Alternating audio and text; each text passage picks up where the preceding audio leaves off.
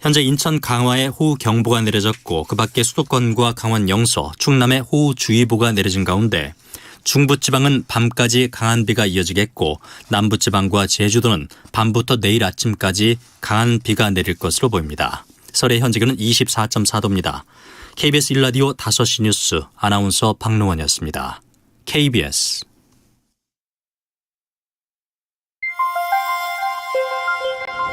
대한민국 중심 채널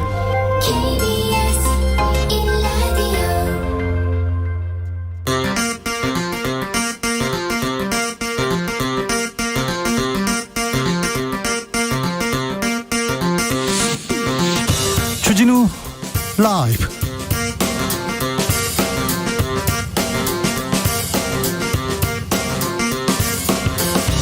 (2022년 6월 23일) 목요일입니다. 안녕하십니까, 주진우입니다. 윤석열 대통령 발언 수위 높아집니다. 어제는 문정부의 탈원전 정책을 바보짓 이렇게 얘기하더니 오늘은 경찰 인사 논란을 국기문란이라고 표현했습니다. 한동훈 장관 검찰 인사 총장 패싱 아니냐 이런 지적에는 우리 법무부 장관이 잘했을 것이다 라고 말했습니다. 김종인 전 비대위원장 윤 대통령 발언 좀 거칠다, 세련되지 못했다 이렇게 조언했는데요. 주스에서 짚어봅니다. 국민의힘 이준석 대표와 윤핵관 배현진 최고위원 오늘 또 충돌했습니다. 악수도 거부하고 등짝 때리고 배현진 최고위원이 공천 문제 언급하자 이준석 대표 발끈했습니다. 둘의 충돌 계속되는데요. 국민의힘 윤리 이준석 대표 징계를 다음 달 7일로 미뤘습니다. 이준석 대표가 띄운 혁신위는 본격 출범했습니다. 친윤계 민들레 모임은요 어떻게 되었을까요? 국민의힘 이모저모 민들레 주축 이용호 의원에게 물어보겠습니다. 북한 김정은 국무위원장 포항까지 그려진 남해안 지도를 걸어놓고 군사회의를 합니다. 그제 누리호 발사 날에도 당 중앙군사회의 열었는데요. 어떤 의도일까요? 7차 핵실험 할까요? 우리 누리호와 그리고 북한의 미사일은 어떻게 다른지도 알아보겠습니다. 김종대, 이승원 두 분께 물어봅니다. 속보 알려드립니다. 집중호우 영향으로 강우에 의해서 아프리카 돼지열병 오염원이 농장 내 유입 가능성 높아집니다. 경기, 강원, 충북, 경북 양돈 농장 외출 자제하고 배수로 정비, 축사 내부 소독, 돼지 음용수 상수도 사용, 모돈 접촉 자제 등 기본 방역 수칙 준수 당부드립니다. 나비처럼 날아 벌처럼 쏜다. 여기는 주진우 라이브입니다.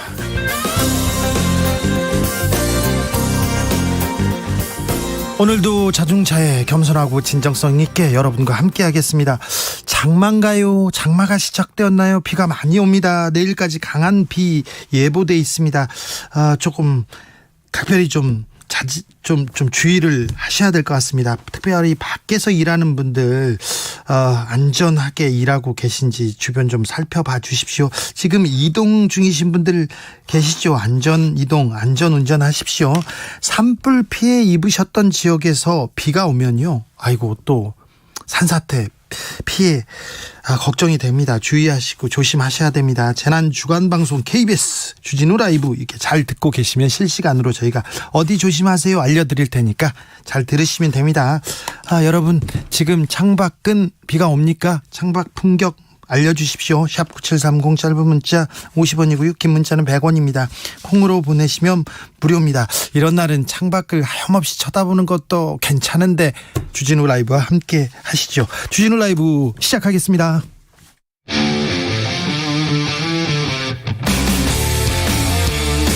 탐사보도 외길 인생 20년. 주 기자가 제일 싫어하는 것은?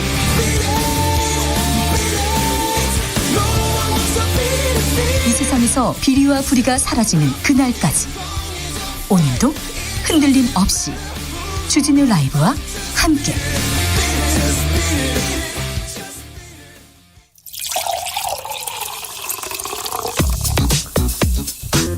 진짜 중요한 뉴스만 쭉 뽑아냈습니다. 주스 정상근 기자 어서 오세요. 네, 안녕하십니까. 오늘은 목이 왜 그래요? 네, 목이 목이 지금 살짝 네. 부어 있습니다. 감기 걸렸나요? 네, 그런 네. 느낌이 있습니다. 요즘 감기 드는 사람들 많습니다. 그러니까 감기 그리고 또 건강 조심하셔야 됩니다. 얼른 나으세요. 네, 고맙습니다. 그래도 제 목소리보단 좋아요. 아이고, 네. 편하게 감사합니다. 하십시오. 네. 네. 윤석열 대통령 오늘 경찰을 비판했습니다. 네, 최근 경찰이 치안감 인사를 발표했다가 2시간여 만에 이를 번복해서 논란이 됐습니다. 최초 경찰청은 실무진의 실수라고 해명했다가 행정안전부 지침에 따른 것이다라고 밝혀서 행안부의 경찰 군기잡기 아니냐라는 지적이 나왔는데요. 그랬죠. 그런데 이상민 행정안전부 장관은 전혀 다른 얘기를 했습니다. 이상민 장관은 경찰이 대통령 결재 없이 일방적으로 인사안을 공개했다라는 거였는데요. 그런데 오늘 윤석열 대통령 한마디 했어요. 네, 윤석열 대통령은 오늘 기자들과 만난 자리에서 경찰의 행위는 아주 중대한 국기문란이 아니면 어이없는 이 공무원으로서 할 수 없는 과오라고 비판했습니다. 윤석열 대통령은 대통령 재가도 행안부 의견도 나오지 않은 상황에서 인사가 밖으로 유출이 되고 언론의 인사가 번복된 것처럼 나간 것이다라며 이같이 말했습니다. 윤석열 대통령은 인사는 번복된 적이 없다라면서 행안부에서 검토해 올라온 대로 재가를 했다라고 말했습니다. 그러니까요. 행안부가 보낸 인사는 경찰이 발표했는데 그거 잘못됐다 뒤집었어요. 그래서 누가 지금 잘못인가, 행안부의 잘못이 아닌가, 경찰의 잘못인가, 이걸 따져보고 있는데 국기문란이다. 일단 경찰이 잘못됐다 압박을 합니다. 검찰에 대해서는 다른 얘기를 했어요. 네, 윤석열 대통령은 또한 한동훈 법무부 장관이 검찰총장이 공석인 상황에서 검찰 인사를 단행한 것을 두고 이 책임 장관으로서의 인사 권한을 대폭 부여했기 때문에 인사를 잘했으리라 본다라고 말했습니다. 그래요? 윤석열 대통령은 검찰총장이 임명되면 식물총장이 될 수 있다라는 기자들의 질문을 받고 검찰총장이 식물이 될 수 있느냐라면서 이 검찰총장은 전국 검찰의 수사를 지휘하는 사람이기 때문에 어차피 인사권은 장관 제청을 받아 대통령이 하는 것이다라고 말했습니다. 근데요, 식물총장은 윤석열 검찰총장이 자주 하던 얘기인데요. 네, 이 과거 검찰총장 시절 이 추미애 법무부 장관이 자신과 협의하지 않고 검찰 인사를 강행했다면서 인사권도 없고 주변에서 다 식물총장이라고 한다라며 불편한 시각을 드러냈던 바 있습니다. 그러니까요. 그때하고는 좀 많이 달라졌습니다. 아무튼 한동훈 법무장관이 자리를 비워놓을 수 없다 그러면서 검찰 인사 계속하고 있습니다. 그런데 검찰총장 자리가 더 중요한 거 아닌가요? 검찰총장을 왜 비워놓고 다른 검사들을 계속 임명하는지, 특별히 윤핵관, 특수부, 공안통만 이렇게 임명하는지 계속해서 검찰에 대한 각별한 애정 윤석열 대통령 보입니다. 전국 노래자랑 송혜 선생님 후임으로 검사 임명한다는 그런 얘기 나온다지 않습니까? 그런 점은 좀 유념하셔야죠. 알겠어. 내가 검찰은 잘 알아. 내가 알아서 할게. 그러더라도 이런 얘기도 나옵니다. 노동부가 주 52시간 제도 손보겠다 이렇게 얘기 나왔습니다. 이거 윤석열 대통령이 후보 시절에 계속 하던 얘기입니다. 네, 이정식 고용노동부 장관은 오늘 현재 주 단위로 관리되는 연장 근로시간을 노사 합의로 월 단위로 관리할 수 있도록 하는 방안을 검토하겠다라고 밝혔습니다. 이거 헌법에 나오는 얘기인데 헌법에 나오는 얘기를 지금 노사가 얘기한다고요? 네, 이정식 장관은 제도적으로는 주 최대 52시간제의 기본 틀 속에서 운영 방법과 이행 수단을 현실에 맞게 개편하는 것이다라고 설명했습니다. 그러면서 이 주단위 초과 근로 관리 방식은 주요 선진국 중 우리나라가 유일하다라고 했고요. 해외 주요국은 기본적으로 노사 합의에 따른 선택권을 존중하고 있다라고 했습니다. 아니 장관님 이거 아닌 것 같은데요. 주요 선진국이 주단위 아니라고요? 네, 우리나라는 2018년 여야 합의로 주 최대 52시간제를 도입했었는데요. 그러나 지난해 기준으로 우리나라의 연간 근로시간이 1928시간으로 경제협력개발기구 평균인 1500시간대보다 훨씬 많습니다. 게다가 노사 자율이라고는 하지만 이 국내 노조 조직률이 14%에 불과하기 때문에 미국을 제외하면 OECD에서 가장 낮은 수준입니다. 네. 참고로 노조 조직률은 아이슬란드가 90.7%, 덴마크가 67%, 이탈리아 32.5%, 영국 23.5%, 일본 16.8% 등입니다. OECD만 놓고 보더라도 우리나라 노동량 가장 일을 많이 하고요. 가장 적게 잡니다. 학생 때부터 가장 학교 가서 공부 열심히 하고요. 가장 적게 자고 가장 적게 쉽니다. 근데 너무 많이 일을 하는데 사장님들 너무 많이 일을 시키고 그래서 우리가 법으로 헌법에서 정해놨어요. 이 정도 하자 이렇게 정해놨는데 이 부분에 대해서 계속 이렇게 손댈 것 같습니다. 주 52시간 제도는 어떻게 되는지 저희가 면밀하게 좀 분석해 보겠습니다. 이준석 국민의힘 대표 윤리 열렸어요. 어젯밤에 뭐 계속 되는데 어떻게 됐습니까? 네, 국민의힘 중앙윤리위원회는 어제 심야까지 이준석 대표의 성상납 의혹과 관련한 품위유지 위반 의무에 대한 심의를 이어갔으나 결론을 내리지 못했습니다. 이에 윤리위원회는 다음 달 7일 회의를 다시 열어서 이준석 대표로부터 소명을 들은 뒤 징계 여부를 의결한다라는 방침입니다. 또 미뤘어요? 하지만 이준석 대표 성상납 의혹 증거인멸 의혹이 제기된 이 김철근 당대표 정무실장에 대해서는 징계 절차를 개시하기로 했습니다. 아, 그래요? 네, 이 의혹을 사실로 인정을 한 셈이어서 네. 사실상 이준석 대표에 대한 징계 수순에 접어들었다라는 분석이 나오고 있습니다. 증거인멸로 지금 김철근 당 정무실장을 징계하기로 했다. 그럼 증거인멸은 맞다 이렇게 보는 것 같네요. 이준석 대표 격앙됐습니다. 네, 이준석 대표는 윤리위원회가 끝나자마자 기자들과 만난 자리에서 2주 뒤에 무엇이 달라지는지가 궁금하다라며 길어지는 절차가 당의 혼란에 전혀 도움이 되지 않는다라고 말했습니다. 한편 회의가 진행되는 동안 이준석 대표의 출석을 두고 양측은 공방을 주고받으며 신경전을 벌였습니다. 이준석 대표는 출석 요청을 했는데 거절당했다라고 말했고요. 이양희 윤리위원장은 거절한 적 없다라고 반박했습니다. 다음 달 7일 불러가지고 또 얘기한다지 않습니까? 어떻게 되는지 계속 이어집니다. 윤리 계속 하네요. 이준석 대표 충돌 오늘도 이어갔습니다. 배현진 최고하고 또 네, 오늘 오전 9시쯤 국민의힘 최고위원회가 열렸고 이준석 대표가 모습을 드러냈는데요. 이에 먼저 자리에 앉아있던 배현진 최고위원이 다가가서 악수를 청했습니다. 그러나 이준석 대표는 악수를 밀어내며 거부를 했는데요. 네. 배현진 최고위원이 이준석 대표의 손목을 잡자 이마저도 뿌리쳤습니다. 네. 결국 배현진 최고위원이 다른 회의 참석자들과 인사를 한 후 자리로 돌아오다가 이준석 대표의 어깨를 툭 살짝 때렸는데요. 네. 이준석 대표는 반응을 보이지 않았습니다. 네. 국민 앞에서 생중계하는데 두 분이 뭐 하는지 잘 모르겠어요. 손뿌리치고 어깨 등짝 스매싱하고 이거 흠칫뽕이다 이렇게 얘기하는데 정치인들도 뭐 일반 사람들하고 다르지 않습니다. 삐지고 뭐 다투고 뭐 그런 게 그렇죠. 그럴 수 있어요. 그럴 수 있는데 그런 모습을 계속 보여주는 거 생중계로 지도한다는 사람이 정치한다는 사람들이 참 흠칫뽕입니다. 네. 친문계 전해철 의원 당대표 선거 안 나오기로 했습니다. 네, 민주당 재선 의원 48명 중 34명이 어제 지난 대통령 선거와 지방선거 패배에 중요한 책임이 있는 분들은 이번 전당대회에 나서지 말라라고 촉구를 한 바 있습니다. 이는 이재명 의원과 이 친문계 전해철, 홍영표 의원 등의 불출마를 요구한 것으로 해석됐는데요. 성명이 나오자 전해철 의원은 저부터 모든 것을 내려놓겠다라면서 불출마를 선언했습니다. 전해철 의원은 자신을 비롯한 주요 당권 주자에 대한 당내 불출마 요구를 언급한 뒤 민주당의 혁신과 통합을 위한 진정성으로 이해하고 취지에 동의한다라면서 민주당의 가치를 중심으로 당을 이끌어 나갈 당대표와 지도부가 구성될 수 있도록 힘을 보태겠다라고 밝혔습니다. 이재명 의원 주변에선 또 수사가 굴러갑니다. 이번에는 검찰이 나섰습니다. 네, 국민의힘은 지난해 11월 이 쌍방울 그룹의 전환 사채 거래가 이재명 의원의 변호사비 대납에 쓰인 의혹이 있다면서 이재명 의원을 수원지검에 고발한 바 있습니다. 변호사비 대납 의혹은 이재명 의원이 경기도지사 시절이었던 지난 2018년 공직선거법 위반 사건을 맡은 변호인들에게 준 수임료가 특정 업체의 전환 사채 등으로 대납됐다라는 주장이었는데요. 수원지검은 오늘 이 서울 쌍방울 본사에서 압수수색을 벌이고 있습니다. 특히 그동안 검찰은 이 과정에서 업체가 발행한 전환사채 거래 내역을 들여다본 것으로 알려졌는데요. 이에 따라 이 수사도 이재명 의원을 향하게 될 것이다라는 분석이 나오고 있습니다. 네, 쌍방울에 대한 수사가 계속될 것 같습니다.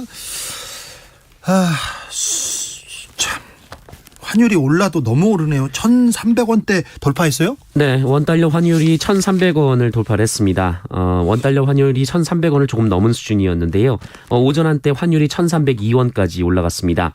원달러 환율이 장중 1,300원을 넘어선 것은 2009년 7월 14일 이후 12년 11개월여 만에 처음입니다. 주가도 크게 떨어졌습니다.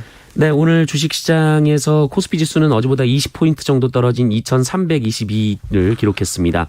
코스닥도 30포인트 가까이 떨어진 717을 기록하는 등 어제에 이어 하락장을 이어갔습니다. 곡소리가 이어집니다. 주가시장에 경제가 많이 아픕니다. 경제가 많이 아픈데 빨리 좀 치료해야 되는데, 경제를 살리려고 노력해야 되는데 정치권에서 경제를 살리려는 노력 부족합니다. 안 보입니다. 네, 뭐 하는지 잘 모르겠습니다. 재난속보 전해드리겠습니다. 오늘 오후부터 내일까지 전국에 돌풍, 천둥, 번개를 동반한 강하고 많은 비 내릴 것으로 예상됩니다. 산지, 비탈면, 공사장, 옹벽, 산불 피해 지역 등 산사태와 붕괴 우려가 있는 곳은 출입을 금지하여 주시기 바랍니다. 둔치 주차장, 하천변, 계곡, 야영장 등 침수 위험이 있는 지역 가지 않도록 하시고요. 해당 지역에 차량을 주차한 경우 미리 안전한 곳으로 이동해야 됩니다. 농경지 침수와 농수로 범람, 급류에 유의하시고요. 강풍에 따른 시설물 관리와 안전사고에 유의하시기 바랍니다. 이럴 때 꼭 이렇게 캠핑 간다면서 아우 낭만이 있어, 그런 사람들이 꼭 있어요. 안 됩니다. 내일까지 비가 많이 온다니까 조심하셔야 됩니다. 서해에서 피살된 공무원 유가족들이 정보 공개 요구를 했는데 대통령 기록관에서 거부했네요. 네, 행정안전부 대통령 기록관이 서해 피살 공무원 이대준 씨의 유족이 제기한 정보공개 청구에 대해 유족에게 부존재 통지서를 어제 통보했습니다. 네.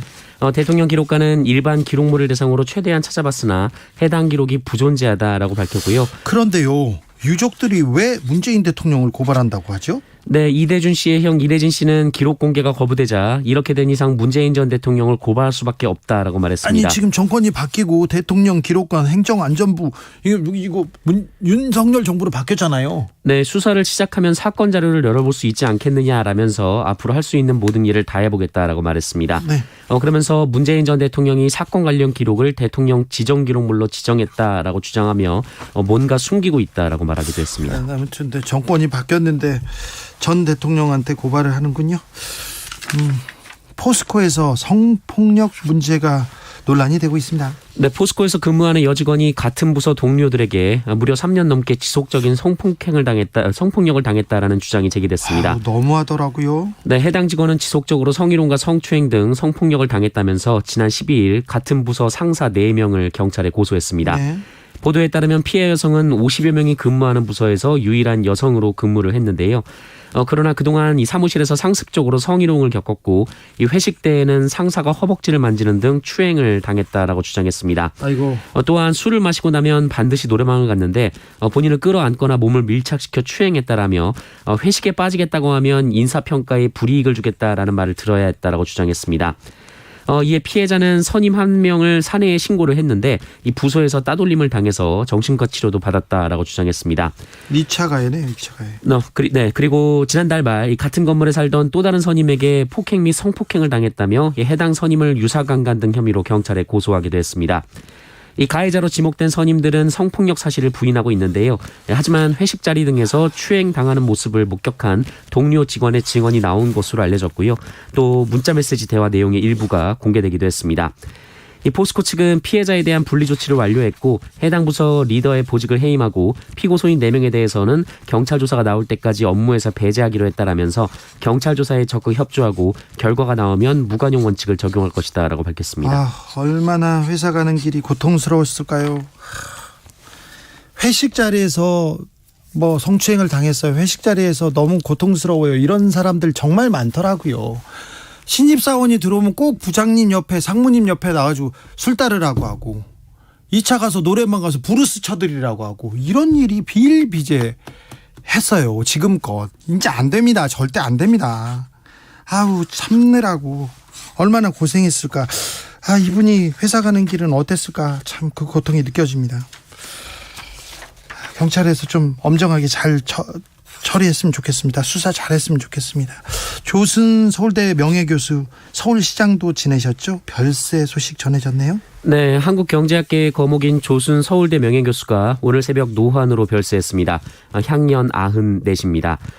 정통 경제학자 출신의 고인은 교수와 관료, 정치인 등 다양한 직책을 맡아오며 이 분단 이후 한국사에 적잖은 족적을 남긴 인물로 꼽히고 있습니다. 네, 아프가니스탄에서 지진이 크게 났어요. 네, 탈레반이 재장악한 아프가니스탄의 시련이 이어지고 있습니다. 이 아프가니스탄 국영 바흐타르 성시는 현지 시간으로 22일 아프가니스탄 남동부 파크티카주에서 규모 6.1의 강진이 발생했다라고 보도했습니다. 네. 아프간 당국은 최초 사망자가 130여 명이라고 발표했습니다만 이 산간 지역의 피해 소식이 전해지면서 1,000명 이상으로 폭증을 했습니다. 네. 하지만 상황에 따라 희생자 수가 더 크게 늘어날 가능성도 있습니다. 아이고, 왜 이런 또 재난은 또 저런 나라에 이렇게 좀 가난하고 어려운 나라에 이렇게 자연 재해가 이렇게 생기면 피해가 큽니다. 인프라가 부족하고요. 또 병원 시설도 그렇고.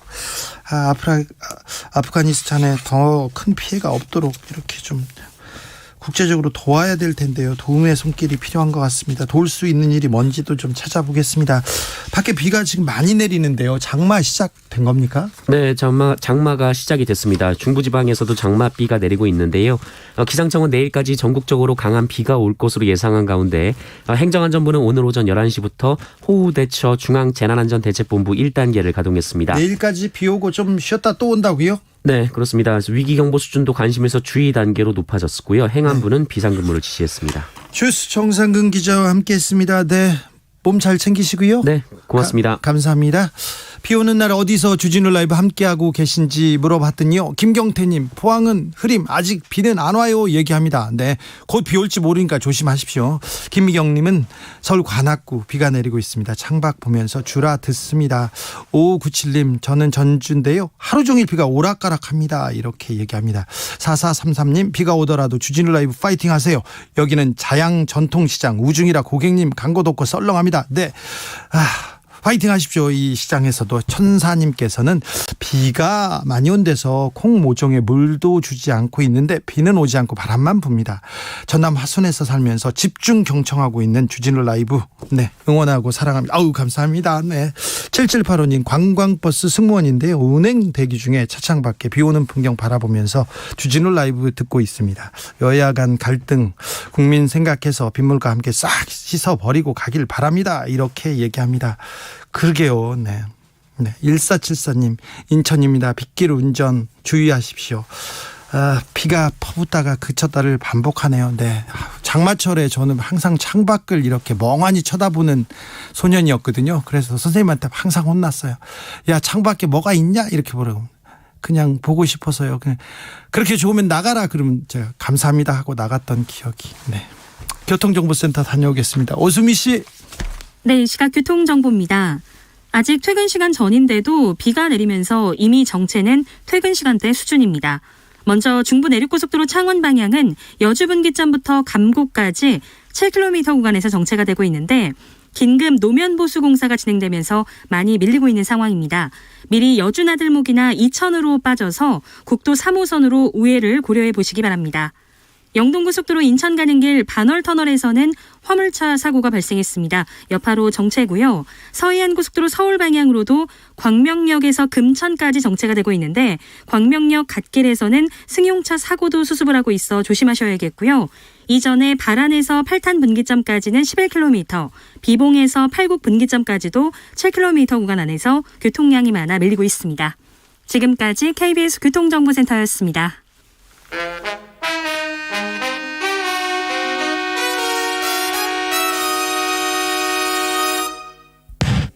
주진우 라이브 돌발 퀴즈. 오늘의 돌발 퀴즈는 객관식으로 준비했습니다. 문제를 잘 듣고 보기와 정답을 정확히 적어 보내주세요. 민방위복 색깔이 17년 만에 바뀝니다. 현재 민방위복은 2005년 민방위대 창설 30주년을 맞아 이 세계 통일된 복장으로 제작됐는데요. 행정안전부는 민방위복 디자인을 바꾸기 위해 내일부터 7월 6일까지 국민 의견을 모은다고 밝혔습니다. 자, 여기서 문제 드릴게요. 현재 민방위복의 색깔은 무엇일까요? 보기 드릴게요. 1번 빨간색, 2번 주황색, 3번 노란색. 다시 들려드릴게요. 1번 빨간색, 2번 주황색, 3번 노란색. 샵 9730 짧은 문자 50원, 긴 문자는 100원입니다. 지금부터 정답 보내주시는 분들 중 추첨을 통해 햄버거 쿠폰 드리겠습니다. 주진우 라이브 돌발 퀴즈 내일 또 만나요.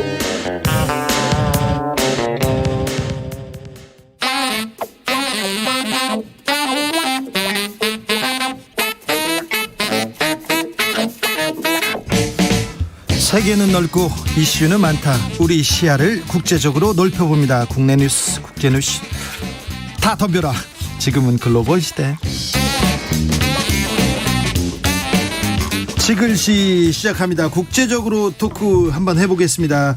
국제 군사 외교 안보 전문가 김종대 전 의원 나오셨습니다. 안녕하십니까. 네. 김종대 전문가가 전문 영역이 아닌 데가 뭐가 있습니까? 여성 문화 이쪽에도 아주 강하십니다. 아니 뭐 그렇진 않고요. 예. 송충이는 솔잎을 먹어야지 제가 다른 데 넘실거리면은. 알겠습니다. 예. 네, 세계적인 평론 스케일입니다. 미국 그리고 국제뉴스 깊이가 대단하십니다. 이승원 평론가 어서 오세요. 네, 안녕하세요. 이승원입니다. 네, 반갑습니다. 물어보고 싶은 게 너무 많았어요. 많아가지고 얼른 오시기를 제가 고대하고 있었습니다. 잘 오셨습니다. 누리호 얘기부터 할까요? 네. 누리호를 발사했어요. 근데 쏘는 데는 북한이 좀 잘하지 않습니까? 기술도 그렇죠. 있고요. 네. 그래서 북한은 어떻게 보고 있을까? 그거 물어보고 싶었어요. 일단은 그 상업용 위성이고 군사용이 아니기 때문에 네. 특별한 주변국이나 북한에서 입장 표명은 없습니다만 네. 만약에 이게 미사일 전용으로 될 위험성이 존재한다면 앞에다 폭탄만 달면 뭐. 같은 기술이에요. 예. 예, 같은 로켓에 앞에 달린 게 위성이냐 네. 아니면 탄두냐의 네. 차이인데 그렇다면 아마 그 국제사회로부터 또 규제가 예상이 되고 예. 또 여러 가지 문제가 있습니다. 그래서 우리나라는 한결같이 단거리 미사일 외에는 중거리 미사일은 갖는다는 정책을 일체 표방하지 않고 순수하게 우주를 상업적으로 이용하기 위한 이런 도전이거든요. 네. 그래서 아직까지는 그런 면에서 뭐 국제사회에도 잘 설득이 됐고 네. 북한도 그다지 반응을 보일 필요가 없는 것 같습니다. 북한이 미사일은 잘 쏘지 않습니까? 네. 근데 북한의 기술과 우리의 기술 어떻습니까? 우리의 기술이 이제 능가하기 시작했다 얘기도 들리는데요. 아니 그렇지는 않습니다. 이제 북한의 미사일은 여태까지 정치적인 규범적 제재가 없이 마구마구 쏴댄 거고. 네, 막 쏘죠. 네, 우리나라는 한미 미사일 협정에 의해서 규제를 당해왔고 기술 이전을 못 받아서 러시아 기술을 이전받아가지고 이제 첩으로 우주에서 성공한 거거든요. 러시아 기술이. 이거 러시아 기술이죠. 러시아가 기술의 어떤 발판을 제공했고 거기 또 러시아까지 가서 기술을 전수받아온 거예요. 그런 만큼 이제 독자 기술로서 이것을 완전히 수행해내는 데는 저희는 출발점에 선 반면에 네. 북한은 한참 나가 있습니다. 네. 오래전부터 했죠. 네. 그런 면에서 매우 유감스럽고 불편한 말씀이지만 네. 로켓에 관해서는 우리가 북한에 비해 후발주자다. 아직 가야 할 길이 좀 이 많아요. 부분은 뭐 밝혀드리지 않을 수 없어요. 네. 그 반응을 안 했다고 하는데 일단 만약에 실패했거나 이랬으면 네. 뭐 어떤 뭐 그 북한 관련 매체들 굉장히 많잖아요. 네. 뭐 쌤통이다 등등 뭐 했을 텐데 네. 어쨌든 성공을 했고. 얘기 안 하는 것도 또 메시지예요. 그렇죠. 네. 근데 저는 뭐 반응을 보였다고 봅니다. 간접적이고 우회적이지만 네. 김정은이 일단 등장했어요. 네. 21일, 22일 양일간에 걸쳐서 네. 이 노동당 중앙군사위원회 확대회의를 열었거든요. 네. 근데 이틀 내내 주재를 했어요. 그래서 네. 이제 조선중앙통신이 거기에 대해서 이제 보도하고 발표했는데 네. 그 하필이면 21일 날 그 회의를 왜냐면은 그 전에 할 수도 있고 네. 24일, 5일 할 수도 있잖아요. 네. 날짜를 정하고 거기서 나온 메시지를 본다면 분명히 누리호나 이런 것에 대해서 의식을 하고 있었다. 다만 그 누리호 그 자체에 대해서 언급만 없었지 다양한 그 형태를 통해서 메시지를 보낸 것이 아닌가라는 생각이 들어요. 그렇죠. 네. 북한은 뭐 하는 게 다 정치하고 연결돼 있고 다 메시지예요. 날짜까지 시간까지 맞춰서 메시지를 보내니까요. 네. 보통. 네. 그 노동당 중앙군사위원회 좀 더 말씀드리면 일단 이틀간 진행이 됐고 김정은이 이런 얘기를 합니다. 이 그러니까 전방부대죠. 전방부대들의 작전 능력을 높이기 위한 중요 군사적 대책들을 취하고 있는 당의 어떤 견해와 결심을 피력했다 이렇게 얘기를 했는데 한마디로 새로운 어떤 작전 계획을 이제 수정하거나 뭐 작전 임무를 추가하거나 이런 내용들이 좀 논의가 된 것 같습니다. 그래서 내부적으로 본인들도 그러니까 우리들도 뭔가를 준비하고 있다 이런 메시지를 강력하게 보내고 있는 상황입니다. 네, 그게 그 최근에 단거리 미사일을 많이 실험했거든요. 마침 그 회의를 하는 벽면에 포항 쪽에 지도가 네. 걸려 있었는데 네, 맞습니다. 이제부터는 그 남한의 후방 지역, 포항이나 부산 이런 어떤 일대를 타격할 수 있는 단거리 미사일에 의한 작전 계획을 보여주는 것이고 또 최근에 이제 북한의 핵의 전술 무기화 계속 강조되고 있는 추세를 비춰봤을 때 여차하면은 어떤 한반도 전장에서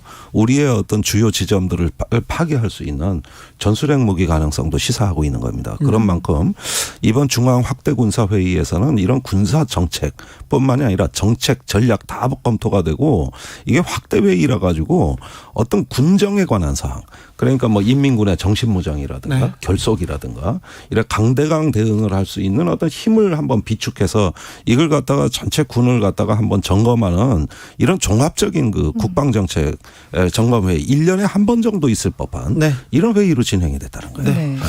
밖에 비가 많이 내리고 있습니다. 재난 속보 알려드립니다. 장마 전선 영향으로 많은 비 예보되어 있습니다. 산사태 발생 우려되는 상황입니다. 서울, 경기, 강원, 전남, 제주 지역에는 산사태 위기경보 주의 단계가 발령됐습니다.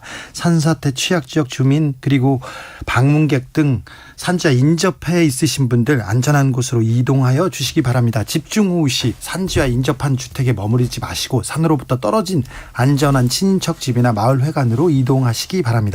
대피시 주변의 고령자 등 재난 사각지대 주민을 살펴 함께 이동하여 주시고 가스밸브와 전기를 차단하여 2차 피해를 예방하여 주시기 바랍니다. 재난방송과 기상방송에 귀를 기울여 주시고요. 인명피해가 우려될 경우 119에 구조를 요청하시기 바랍니다. KBS 1라디오를 조금 틀어놓고 계셔야 됩니다. 장마철에는. 네. 이번엔 미국으로 가겠습니다. 미국 물가는 어떻게 됩니까? 미국 저 바이든 대통령 이게 지금 갈 길이 먼데 막 넘어지고 괜찮습니까? 아니, 안 괜찮죠. 안 괜찮습니까? 뭐 이렇게 페달 밟다가 넘어졌다고 해가지고 여러 가지 밈, 뭐 조롱하는 이제 짧은 동영상들이 엄청나게 퍼지고 있는데요. 이제 바이든 대통령이 쓰러지니까 미국 경제도 함께 쓰러졌다 뭐 이런 종류의 조롱글들이 많습니다. 예. 그 바이든이 지금 이제 저번에 잠깐 말씀드린 것 같은데 사우디아라비아를 방문하고 뭐 이런 것들은 지금 결국은 인플레이션 물가 때문인 거잖아요. 이 고유가, 고물가, 뭐 이제 고금리까지 가고 있는 그 삼중고. 그런데 11월 중간 선거 앞두고 그 물가 지수가 8.6% 오르고 있고 뭐 여러 가지 잡히지 않으니까 정말 할 수 있는 모든 걸 다 하고 있는 그런 분위기예요. 그래서 이제 중동도 순방하고 국내적으로는 유류세를 면제하는 네. 최소 한 3개월은 면제하자라고 이제 제안을 하고 있고 또 하나는 재밌는 게 최근에 넥슨 모빌을 콕 집어가지고 하나님보다 돈을 더 벌고 있다 이러면서 엄청나게 욕을 해댔어요. 기름값. 네, 기름값. 그래서 하나님보다 돈을 더 버는 건 어느 만큼 버는 건지 모르겠습니다만 네. 아무튼 하나님이 그래서 돈 벌지는 않잖아요. 그렇잖아요. 그러니까 그렇죠. 엄청난 표현이죠. 어쨌든. 네네. 그래서 석유 회사들 입장에서는 아니 우리 할 만큼 다 했어. 네. 더 이상 여력이 없어라고 얘기를 하고 있고 바이든은 바로 대놓고 아니다. 네. 니네들 더 지금 석유 파낼 수 있어. 이렇게 지금 싸우고 있거든요. 네. 이제 생산을 계속 이제 압박하고 있고 유류세는 인하하자고 하고 있고 그런데 유류세가 과연 물가에 직접적으로 얼마나 영향이 있을까 여기에 대해서는 또 전문가들이 지금 논쟁하고 있는 그런 상황입니다. 근데 네. 물가를 미국에서 좀 잡아야 전 세계 경제도 조금 안정세로 돌아가고 우리 물가도 조금 안정세로 돌아갈 것 같은데. 근데 말입니다. 뭐 제가 이래봬도 경제학과 나온 사람 알죠. 네. 그래서 뭐 모르는 게 뭐가 있어요, 김정은. 예. 그 지금 저는 미국이 과연 제대로 대처하고 있는가에 대한 의문이 좀 생기는 게 네. 불과 몇 달 전, 뭐 작년 이맘때쯤 생각해 보십시오. 정반대 분위기였습니다. 네. 무제한적 양적 완화하겠다. 또 경제 좋아진다고. 달러를 무제한적으로 풀겠다. 코로나 끝나면 이제 경제 성장이 있다. 그렇죠. 그래가지고 교육, 의료, 인프라, 심지어는 어떤 각 개인에 대한 보조금 지급까지 해가지고 천문학적인 돈을 풀었고 거기에다가 물가 인플레 인상 우려에 대해서는 별로 우려스럽지 않다. 인플레 별거 아니라고 끊임없이 얘기해왔던 게 누굽니까? 미국의 연방준비위원회 재무장관들인데 지금 말이 정반대로 바뀌었어요. 모든 경제정책을 물가 잡는 데 쓰겠다는 거예요. 그런데 최근에 바이든 대통령 지지율이 좀 폭락한데 매우 민감한 사안 중에 하나가 분유가 폭등이었어요. 예. 분유 돈을 사재기를 줘도 못 사는 상황이 되니까 아이들 문제가 겹치고 거기에다가 지금은 그 심리적 저항선을 유류 가격이 말입니다. 돌파해 버렸습니다. 그러니까 이런 상황에서 이제 공급망의 위기를 뒤늦게 얘기를 하고 있는데 물론 공급망의 위기는 있죠. 우크라이나 전쟁의 여파도 있고. 하지만 그동안 얼마나 달러를 흥청망청 벌었습니까? 이런 점에서 보면은 지금 미국의 대응에 대해 가지고 전 세계가 주시하는 거는 과연 적절한 대응이고 신속하게 적절하게 할 수 있느냐 이 부분인데 지금 계속 저 불안한 얘기들이 나오고 있는 거예요. 아니 이게. 근데 전문가들이라는 분들이 세계를 이렇게 본다는 분들이 잘 못 보더라고요, 한치 앞을. 그리고 뭐 주식 전문가, 애널리스트, 펀드 매니저 아주 유명한 사람들 물어보니까 아우 저희들도 뭐 몰랐어요. 또 엄청 저희들도 다 뭐지 마이너스예요 얘기하더라고요. 이렇게 못 봤을까요? 다들 그렇죠.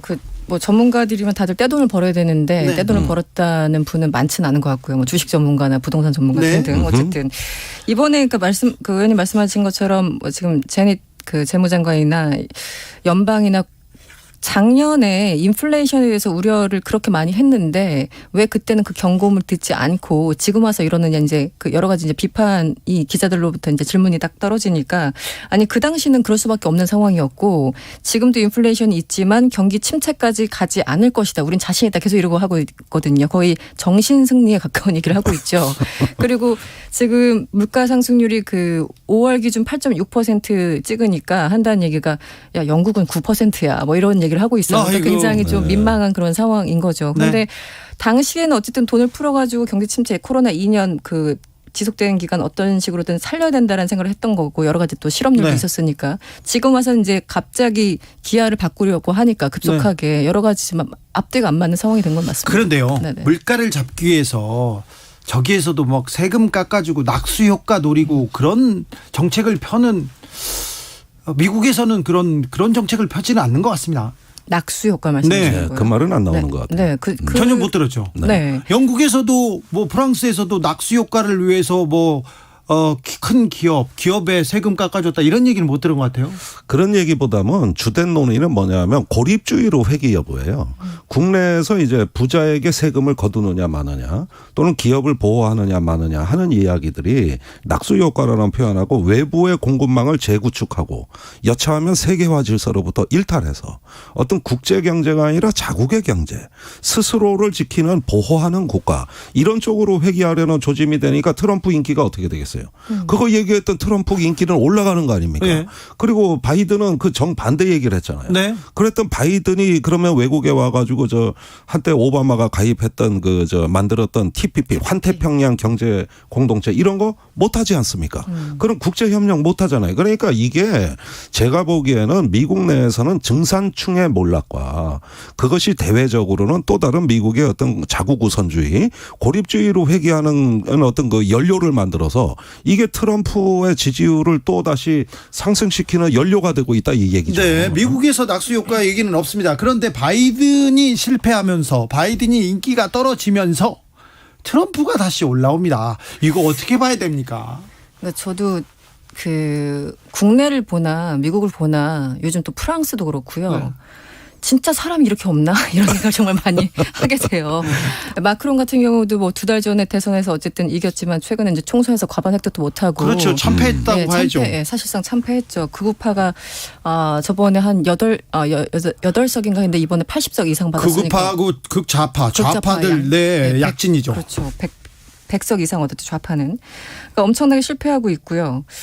바이든하고 트럼프 그러니까 바이든 지금 지지율이 한 36%대 나오고 있지 않습니까? 네. 그래서 역대 최악이라고 하고 이 표가 정말 굴욕적인 게 트럼프 500일과 바이든 500일을 비교했더니 바이든이 지금 더 낮아요. 아이고. 네, 그래가지고 일단 그 숫자가 하나 나온 것이고 그래서 제가 지금 다시 들여다봤어요. 바이든이 지난 대선 때 그러니까 2020년 11월이었죠. 50.5%를 득해서 7,500만 표 이상을 얻어갔습니다. 네. 그런데 트럼프가 역시 7,100만 표 이상을 얻어갔어요. 네네. 그러니까 둘 다 7천만 표. 박빙이었죠. 네. 엄청나게 양쪽 다 많이 얻어갔는데 어쨌든 트럼프가 진 거죠. 네. 그래서 지금 보면은 그때도 많은 사람들이 여전히 사실 트럼프를 지지하고는 있었구나. 물론 이제 표차가 좀 나긴 났지만 그래서 아직 잊지 못하는 1인이 됐는데 그럼에도 불구하고 바이든이 마음에 안 들면 민주당이 마음에 안 들면 공화당 쪽으로 눈을 돌리는 건 당연합니다. 그런데 공화당의 그 많은 의원들 중에 왜 트럼프밖에 없냐는 거죠. 저는 아직도 그 부분이 이해가 안 가는데 이걸 어떻게 설명하죠? 전 이해가 갑니다. 가요? 예, 지금의 어떤 그 현대 정치의 흐름이 예. 좌우 포퓰리즘의 약진이에요. 그러니까 뭐 아까 그 르펜 얘기도 하셨고 네네. 그 외에도 뭐 보리스 존슨도 고립주의 우파 네. 포퓰리즘으로 그 집권한 사람이고 이렇게 우파 포퓰리즘의 전성기입니다. 네. 한국에서도 비슷했어요, 사실은. 네. 그런가 하면은 그 대항마로서 그보다는 못하지만 역시 좌파 포퓰리즘이 굉장히 약진을 하고 있습니다. 결국은 그 버니 샌더스 같은 네. 새로운 어떤 그 인물 또는 버니 샌더스의 그 신드롬이라는 게 재현될 수 있느냐가 관심사거든요. 그러니까 좌우 포퓰리즘의 대결인데 중간지대 신자유주의 중도파들이 설 자리가 없는 거예요. 네. 그러니까 우리 눈으로 보기엔 정상인이 설 자리가 없는 거예요. 세상에 미치면 같이 미쳐야지. 좌로 미치든 우로 미치든. 일단 미쳐야 됩니까? 정신말짱한 사람들이 설 자리가 없는 거라 이 얘기입니다. 제 얘기는. 지금 정치판이 그렇습니까? 그렇습니다. 국내도 그렇습니까? 비슷해져 가고 있습니다. 비슷해져가요? 예, 그게 문제입니다. 큰 문제네요. 네. 어디 가나 정치의 양극화 때문에 지금 네. 다들 정신 못 차리고 있는 네. 상황 같아요. 네. 아까 이승원 평론가께서 조 바이든 대통령 지지율이 4주 연속 하락해서 또 임기 중에 가장 낮은 수준인 36%를 기록했다고 로이터 통신이 22일 보도했습니다. 로이터가 네. 여론조사 기관 입소스에 의뢰해서 실시했습니다. 저는 해야 돼요. 이것도 여론조사를 얘기합니까? 개요를? 아니 다 미국도? 프로그램을 다 진행하신 네. 분들이니까 안 해도 되는데 저는 해야 됩니다. 네. 저는 해야 돼요. 왜 그런지는 모르겠습니다. 유의하겠습니다. 네, 알겠습니다. KBS 공정과 신뢰. 네. 가보겠습니다. 그런데요. 자, 러시아는 어떻습니까? 오히려 러시아는 막 루블화가 가치가 올라간다고 하고 주가도 괜찮다고 하고 아이고 석유 팔아서 돈도 많이 벌었다고 하고 그리고 뭐 푸틴 뭐 괜찮다고 하고 하키를 했다고 하고 어떻습니까? 러시아로 가봅니까? 푸틴 건강 이상설은 사실 오래전부터 나왔었고 최근에 나온 이제 뭐 영상이나 사진 보면은 아픈 건 맞아요. 네, 아파 보이죠. 그냥 그러니까 전문가들 눈에는 많이 아파 보이고 일반인 눈에 보기에도 좀 아파 보이는데 왜냐면 저도 이제 자세히 사진을 봤는데 네. 전 전문가는 아니지만 이 팔이나 서 있는 모습 그리고 발 왼쪽 발을 이렇게 움직이는 그런 모습들 보면은 어쨌든 뭔가 어딘가 아파 보여요. 아 근데 저는 네. 젊었을 때부터 뭔가 네. 이상하게 아파 보이고 정상이 아니라고 보였거든요. 그런데 네. 아프다 얘기를 듣고 보니까 또 아파 보이더라고요. 그러니까요. 네. 예, 상승작용인데 어쨌든 전문가들은 여러 가지 병들을 좀 의심하고 있는데 네. 사실은 어느 나라나 정상들의 건강 상태라는 건 국가 기밀이잖아요. 네. 그리고 더군다나 전쟁 상황에서 지금 대장의 몸이 아프다 그러면 안 되니까 네. 지금 그 러시아 외무장관이나 등등 이제 고위 관료들은 다들 굉장히 매일 운동하고 있고 매일 동영상이나 TV를 통해서 푸틴의 모습을 보지 않느냐 굉장히 건강하다라고 얘기를 하고 있는 겁니다. 그런데 건강하다 얘기하는 것 자체가 그러니까요. 그러니까 그냥 강력하게 반박하고 있는데 왜냐하면 혹시 약간 틈을 보이면 왜 이제 지금은 약간 들어가긴 했습니다. 쿠데타. 얼마 전까지만 해도 쿠데타 얘기가 나왔었지 않습니까? 그래서 푸틴을 제거하고 뭐 어떤 사람 안 치기로 했다 그런 시나리오까지 나온 상황이었기 때문에 빈틈을 보이면 안 된다고 생각을 했을 테고 그래서 크렘린궁에서는 굉장히 강력하게 이것을 부인하고 반박하고 있는 그런 상황이죠. 이게 네. 서방 언론대로라면 네. 사실 푸틴의 병 그 증상이 하도 많아가지고 뭐 파킨슨 병을 네. 앓고 있다, 혈액암을 앓고 있다부터 해가지고 병명이 한 5가지 나왔어요. 한 5년 전에 돌아가셨어요. 네, 그렇게 정상이에요. 네. 그런데 사실은 그런 뉴스가 대부분 과장됐다고 저는 생각을 하고 그러나 한 가지 우려되는 건 뭐냐면 판단력의 문제입니다. 그렇죠. 그러니까 그렇죠. 신체적인 문제보다는 네. 맞습니다. 네. 이 러시아가 우크라이나 침공할 때 그 많은 망상에 가까운 네. 무모한 어떤 그 판단력, 그다음에 그 준비 부족 이런 걸 봤을 때 한 나라의 어떤 의사결정 체계가 어떤 푸틴을 정점으로 해가지고 지나치게 한쪽으로 그렇죠. 편향이 돼서 네. 지금 정상적인 국가 이성이 작동하느냐 이거예요. 지금 푸틴이 전쟁을 일으킨 거의 좀 뭐라고 해야 되나요? 전쟁을 일으킨 격한 표현을 쓰고 싶습니다만 아까도 썼기 때문에 죄송합니다. 네, 안 쓰겠습니다. 그런데 전쟁 미치광이로 이렇게 계속 서방에서 압박하면 푸틴이 그래? 다른 결정을 또 의도되지 않은 그냥 격한 결정을 할까 봐 그게 걱정이에요. 아니 그러니까 지금까지의 무모함을 보면 항상 서구에서 예상했던 경계선을 뛰어넘었거든요. 네. 설마 쳐들어오겠어 하는데 쳐들어왔거든요. 예. 그리고 좀 그만할 줄 알았는데 더 하거든요. 네.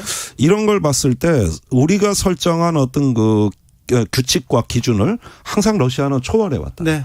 그런데 여기에서 비정상적인 어떤 판단이 개입된다면 대단히 위험한 겁니다. 그런 점에서 최근에 미국의 CSIS 국제전략연구센터가 여차하면 푸틴이 폴란드로 그 전쟁을 네. 확전하는 네. 이런 옵션을 고려 중인 걸 심각하게 봐야 된다. 이런 경고가 나온 거죠. 주변에 벨라루스 그다음에 리투아니아 다 아주 벌벌 떨고 있어요. 그 보고서 제목이 다가오는 폭풍 커밍 스톰이거든요. 네. 저는 그런 경고를 지금 무시할 수가 없다. 알겠습니다. 유심히 봐야 된다는 거예요. 다가오는 폭풍 거기까지 엄청 좋았는데 커밍스톤. 야, 좋네요. 저기 러시아 같은 경우는 이제 지금 여러 가지 핵에 대해서 각국이 상대방이 핵으로 공격할 것 같을 때 그 핵의 공격을 우리가 입게 되면 핵으로 이제 맞대응한다. 이게 이제 기본적인 입장이었는데 러시아도 몇 년 전에 아예 그 좀 입장을 좀 바꿨죠. 한마디로 네. 핵을 쓸 수 있는 그 전제 조건을 좀 낮춰놨습니다. 벽을 네. 낮춰놨고. 그리고 최근에 그 핵태세 보고서 그 워싱턴에서 나온 핵태세 보고서를 보면은 뭐 핵에 대해서 여러 가지 조건들이 있는데 핵심 이익을 침해하지 않는다면 우리는 핵을 쏘지 않을래. 그런데 이 핵심 이익이라는 게 굉장히 주관적이잖아요. 지금 벌써 핵이 너무 많이 나왔어요. 네. 그러니까 이제 핵. 김정은이 지난 4월에 열병식에도 그랬죠. 근본 이익을 침탈받을 시에 우리는 핵을 쓸 수 있다. 이렇게 해서 계속 그 서로 핵을 가진 나라들이 엄청나게 서로 계속 긴장을 가열되고 고조시킵니다. 있는 네. 그런 상황. 근데 아까 의원님 말씀하신 것처럼 만약에 판단력이 흐려지면 푸틴이 어떤 결정을 내릴지 사실 그게 걱정되는 부분이고 저번에 이제 한참 우크라이나 전쟁 가운데 옆에 사람 이제 같이 대동하고 나왔는데 그 핵가방 들고 이제 다니는 그런 장면들이 있었잖아요. 아이고. 그래서 이제 여러 가지 전술핵 같은 것들을 혹시라도 쓰게 되면 과연 어떻게 되는 것인가. 네. 선희님께서 말싸움만 하는 패널보다 오늘 두 분 너무 좋아요. 좋죠. 이 코너 좋아. 나그랑님도 했습니다. 예, 그럼요. 네, 좋습니다. 가장 수준 높은 코너입니다. 자, 어디에 내놔도 부끄럽지 않은. 네. 저는 아니고요. 자.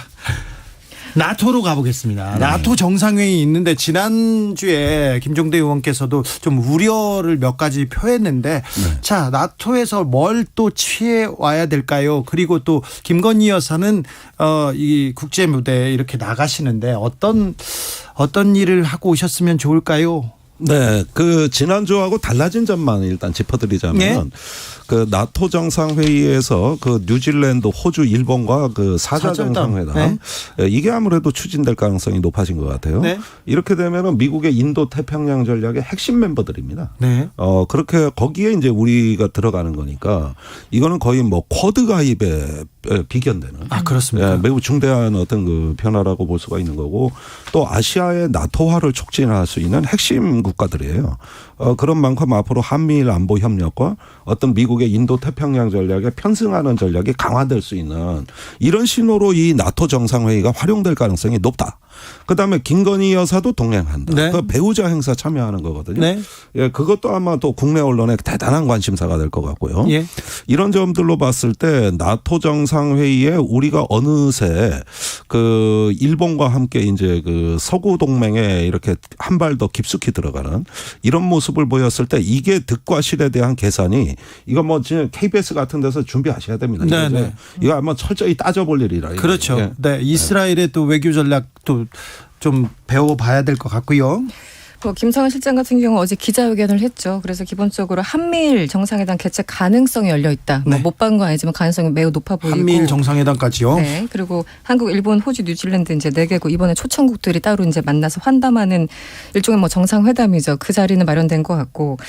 그런데 이제 이렇게 만날 경우에 그렇다면 과연 한일은 만날 것인가 안 만날 것인가 우리 저번에 그 한일 정상회담 얘기했었잖아요. 그런데 그 대통령실 관계자들이 하는 얘기는 이미 한미일 될 것 같고 가능성이 있고 네. 이렇게 또 한국, 일본, 호주, 뉴질랜드 만나는데 또 나토 정상회의 하고 그러면은 이미 3번 만나는데 뭐 4번까지 약간 이런 분위기예요.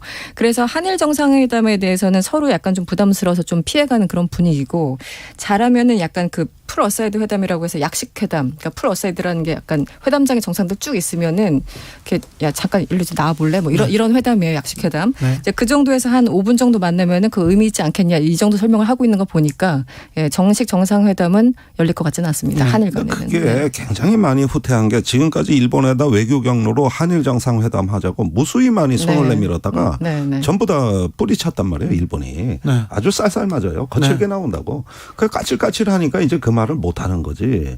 지금까지 뺨 맞은 게 몇 번입니까? 그것도 왼쪽 뺨, 오른쪽 뺨 고르고. 아니 한일 관계는 개선해야 되는데 우리가 이렇게 좀 굴종적으로 약간 고개를 숙이고 만나자 할 필요가 있습니까? 아니 그러니까 왜 이런 게 서두러지고 또 한미일 군사협력이라는 것도 일본은 중국을 주적으로 표방한 나라예요. 2018년 방위백서부터 그걸 시작했던 나라고 북한은 북한에 관해서는 한국하고 협력할 수 있지만 우리는 강대국 정치에 뛰어든 나라다. 다시 말해 우린 메이저리그고 한국은 마이너리그다. 그러니까 격이 다르다. 이렇게 지금 갈라치고 들어온다고. 그러니까 이런 상황에서 자꾸 한일 정상회담에 이 정부가 목을 메고 거기에다 한미일 안보 협력도 북한에 관한 것도 제한된 부분만 하겠다는 거고 이러지 안보 전략이 다르고 국가 정책이 다른데 중국을 상대로 한 그럼 안보 협력 우리가 할 수 있습니까? 거기에다 일본은 러시아하고 영토 분쟁하지, 중국하고 영토 분쟁하지, 한국하고 영토 주변 모든 나라하고 다 영토 분쟁을 하고 이제 남중국해 개입하겠다 그러지. 대만 해협 얘기하지. 그러니까 이게 나가도 너무 나갔단 말이에요, 일본이 이게. 네. 나토 정상회의에서 그리고 다음 주에 국제 뉴스로 어떤 뉴스를 보고 싶습니까? 네. 역시 저는 그 러시아의 이제 서방에 대한 그 가스 석유 장버버리기 예. 이걸 통해서 9월에 유럽 유기설이 지금 모락모락 피어오르고 있지 않습니까? 네. 전투에서는 진 러시아가 전쟁에서는 지지 않을 수도 있겠다. 네. 이 전쟁의 본질은 단순한 군사 전투만이 아닌 것 같다. 그렇죠. 이런 면에서 에너지 공급망의 위기와 러시아의 어떤 그 또 다른 어떤 제2의 전쟁 이런 부분들 좀 유심히 보시라고 권해드리고 싶습니다. 네, 나토 정상회의 그리고 다음 주에 이 뉴스를 주목해야 된다고 합니다. 이승원 평론가. 다음 주에 있을 이슈 일단 그 나토 정상회의도 있지만 거기서 이제 무슨 얘기할지 뭐 여러 가지 네. 있겠지만 김건희 여사 패션 말고요. 패션 그런 건 말고요. 말고 이제 그런 건 좀 그만 써주세요. 기자들도 좀. 네. 근데 저는 이번에 사실 그 말씀하셔서 그런데 김건희 여사가 동행을 안 할 거라고 혹은 안 해야 된다고 생각을 하고 있었는데 네. 어쨌든 그 동행하는 것을 결론이 나는 분위기에 검토하고 있다는 것은 나도 간단한 간다 얘기죠. 이렇게 했어요. 네, 그러니까요. 근데 그냥 제가 거기서 당부 드리고 싶은 단 한 말씀은 그 의전에서 네. 하라는 대로 해라. 네. 네. 더 이상 뭔가 욕심내시면 안 된다. 네. 네, 거기까지만 말씀드리겠습니다. 처음 가니까 또 외교부에서 하라는 대로 잘 따라가겠죠. 영화관에 가고 싶고 빵집에도 가고 싶을 건데. 아니 그래도 거기까지 가서 그 국제 무대에서 어떤 뭐 소탈함, 뭐 개인기 이런 거 별로 안 통합니다. 그렇죠. 그렇기 때문에 외교 무대에서는 네, 거기서는 굉장히 격식과 예의가 좀 있어야 되는 것이고 그것 또 첫 만남이기 때문에 네. 서로도 사전 조사 다 하고 오거든요. 네. 네, 이력에 대해서도 그러니까 그냥 의정에서 시키는 대로 네. 네, 거기서 원하는 대로 그 정도만 해도 국제적으로도 네. 굉장히 관심살 거예요. 네, 제2부속실이 없어서 이것도 뭐 누구 조언을 받을지 모르겠습니다. 알겠습니다. 지글씨 지금은 글로벌 시대 마무리하겠습니다. 김종대, 이승원, 김종대 두 분 오늘도 감사했습니다. 감사합니다. 고맙습니다. 네, 조금 더 하고 싶어요. 네. 가지 말고 여기서 얘기하고 가세요.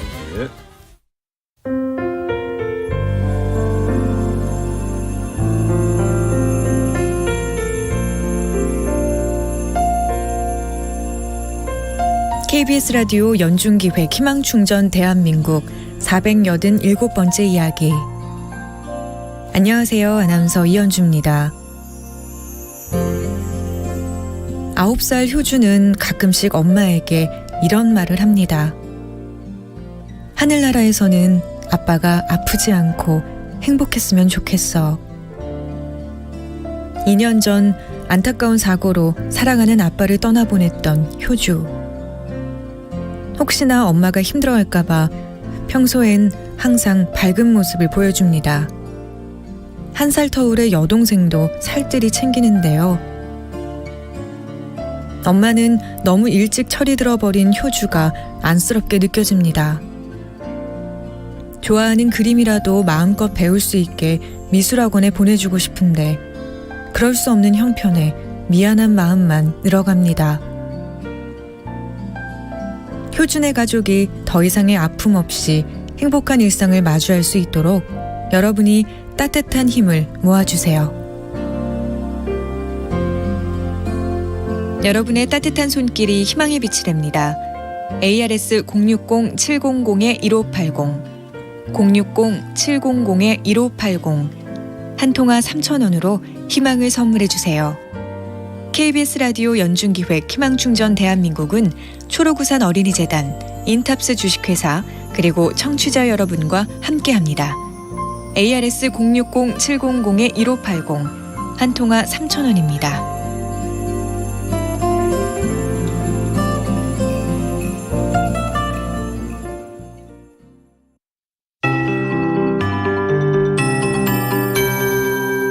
KBS 58분 날씨.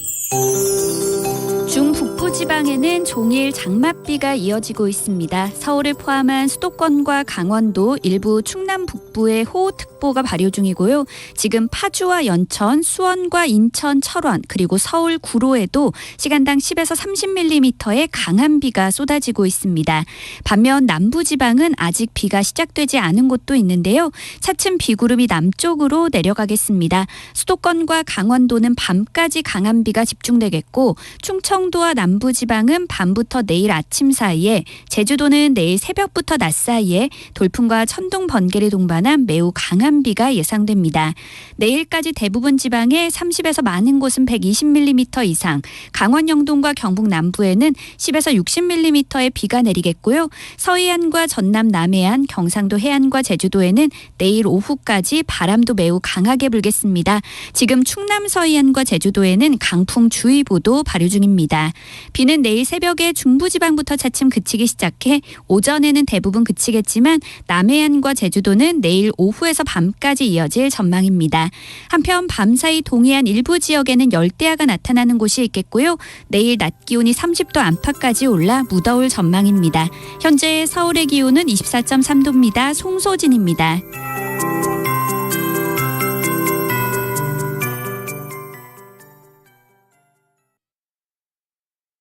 정성을 다하는 국민의 방송 KBS가 6시를 알려드립니다. AM 711kHz, FM 97.3MHz, KBS 1라디오입니다. HLKA.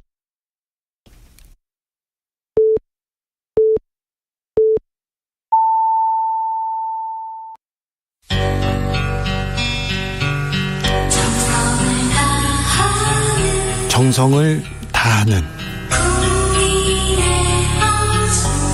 국민의 방송 KBS 주진우 라이브. 그냥 그렇다고요. 이 시각 라디오 정보센터 뉴스입니다. 서울과 경기, 강원, 전남, 제주 등 5개 지역에 산사태 위기경보 주의 단계가 발령됐습니다.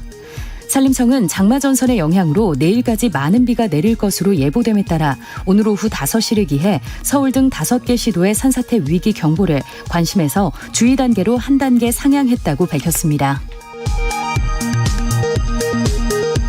원달러 환율이 13년 만에 1,300원을 돌파하고 코스피와 코스닥은 이틀 연속 연저점으로 추락했습니다. 주요국 중앙은행의 고강도 긴축에 글로벌 경기 침체 우려가 깊어지고 있습니다. 다음 달 1일부터 주요 시중은행에서 금융소비자는 자신의 연소득보다 많은 신용대출을 받을 수 있습니다. 금융권에 따르면 5대 시중은행과 인터넷 전문은행 등은 7월 1일자로 신용대출 최대 한도를 대출자의 연봉 이내로 제한하는 규정을 없애기로 했습니다. 지난해 피해 규모만 7천억 원을 넘어선 보이스피싱 범죄 근절을 위해 정부 합동수사단이 출범합니다. 대검찰청은 경찰청, 금융위원회, 금융감독원, 방송통신위원회 등 관련 기관과 함께 보이스피싱 범죄 정부 합동수사단을 설치한다고 밝혔습니다. 경영계가 내년도 최저임금을 올해와 같은 시간당 9,160원으로 동결할 것을 요구했습니다. 앞서 노동계는 그제 최초 요구안으로 올해 최저임금보다 18.9% 높은 시간당 1,890원을 제시했습니다. 최저임금 심의는 노동계와 경영계가 각각 제출한 최초 요구안을 놓고 그 격차를 좁히는 방식으로 진행됩니다. 지금까지 라디오 정보센터 조진주였습니다.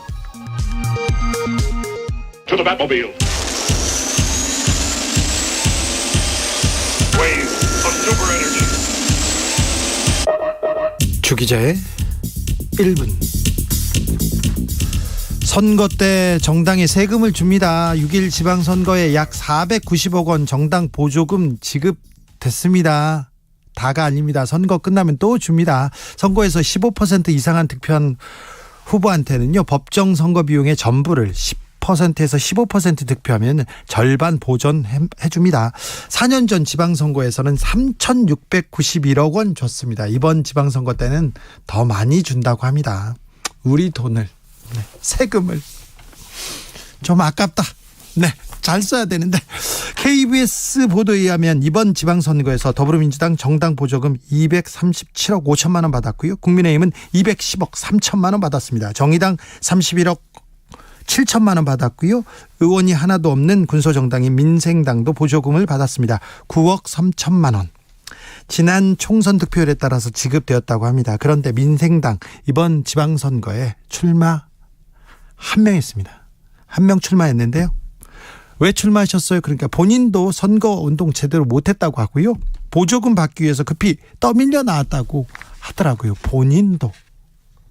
선거를 업으로 하는 사람이 있습니다. 하는 일은 딱히 없는데요. 이렇다 할 직업도 없는데 그냥 정치인이랍니다. 잘도 살아요, 이분들. 여의도 나가지 않습니까? 이런 분들 하루에 5명씩 만납니다. 5명씩. 10년 넘게 직업 없이 정치권에서 정치인으로 사는 분한테 물어봤어요. 생활을 어떻게 하세요? 선거 때 좀 바짝 벌어가지고 쓰는 거지 뭐, 이렇게 얘기하더라고요. 아니, 일은 안 하세요? 아니, 열심히 일할 거면 노동하지 왜 정치하나? 이게 정치인의 특권 아닌가? 정치란 그런 거야, 얘기하더라고요.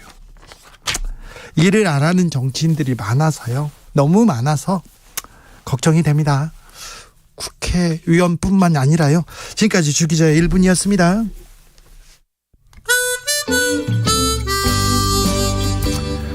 장미여관 퇴근하겠습니다.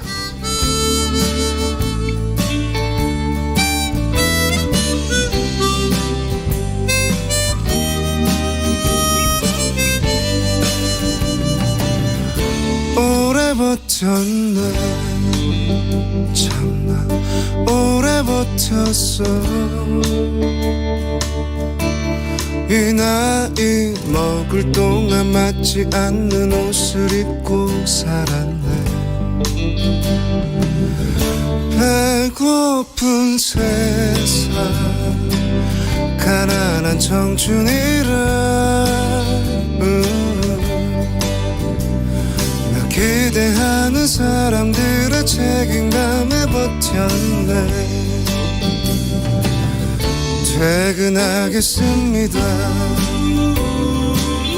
퇴근하겠습니다. 이놈의 쥐꼬리만한 월급으로 버텨왔는데 퇴근하겠습니다. 퇴근하겠습니다. 나 이제 행복 찾아 멀리 멀리.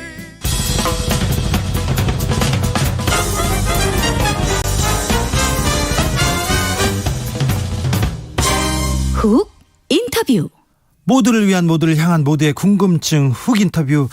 국민의힘 여당 의원들 모임 줄줄이 출범 알리고 있습니다. 자, 김기현 의원 주축이 된 세밀에 출범했고요. 그다음에 뭐 윤핵관 중심이 되는 포럼도 열린다고 합니다. 이준석 혁신위도 출범했고요. 그런데 제일 먼저 들렸던 소식 아시죠? 민들레, 민심 한번 들어볼래. 이 모임은 어떻게 됐는지 한번 물어볼게요. 이용호 국민의힘 의원 오셨습니다. 안녕하세요. 예, 안녕하세요. 잘 지내시죠? 네, 뭐 잘 지내고 있습니다. 요즘 무슨 일로 바쁘십니까? 요즘에는 뭐 이제 저도 이제 그런 준비도 하고 네. 또 문체위 간사를 맡게 돼서 네. 또 공부도 하고 있고요. 네. 예. 이런저런 일로 저도 바쁘게 지내고 있습니다. 네. 의원님, 그런데 저기 국민의힘 가신 지는 얼마 안 됐잖아요. 근데 윤리위 있지 않습니까? 윤리위에서 당대표를 징계 한 해 만해를 가지고 몇 달을 이렇게 끄는데 요거 어떻게 보셨어요? 저는 우선 답답하고 안타깝습니다. 어쩌다가 이런 곤혹스러운 상황이 생겼을까. 네. 아니, 그 당의 상황을 어떻게 딜레마적으로 만든 그 환경? 네. 그런 것들이 저는 좀 답답해요. 정치할 때 도덕성 이런 거 중요한데 이런 내용을 가지고 계속해서 막 제목이 다 성상납 의혹, 접대 의혹 막 이렇게 나오니까 그걸 또 은폐 의혹.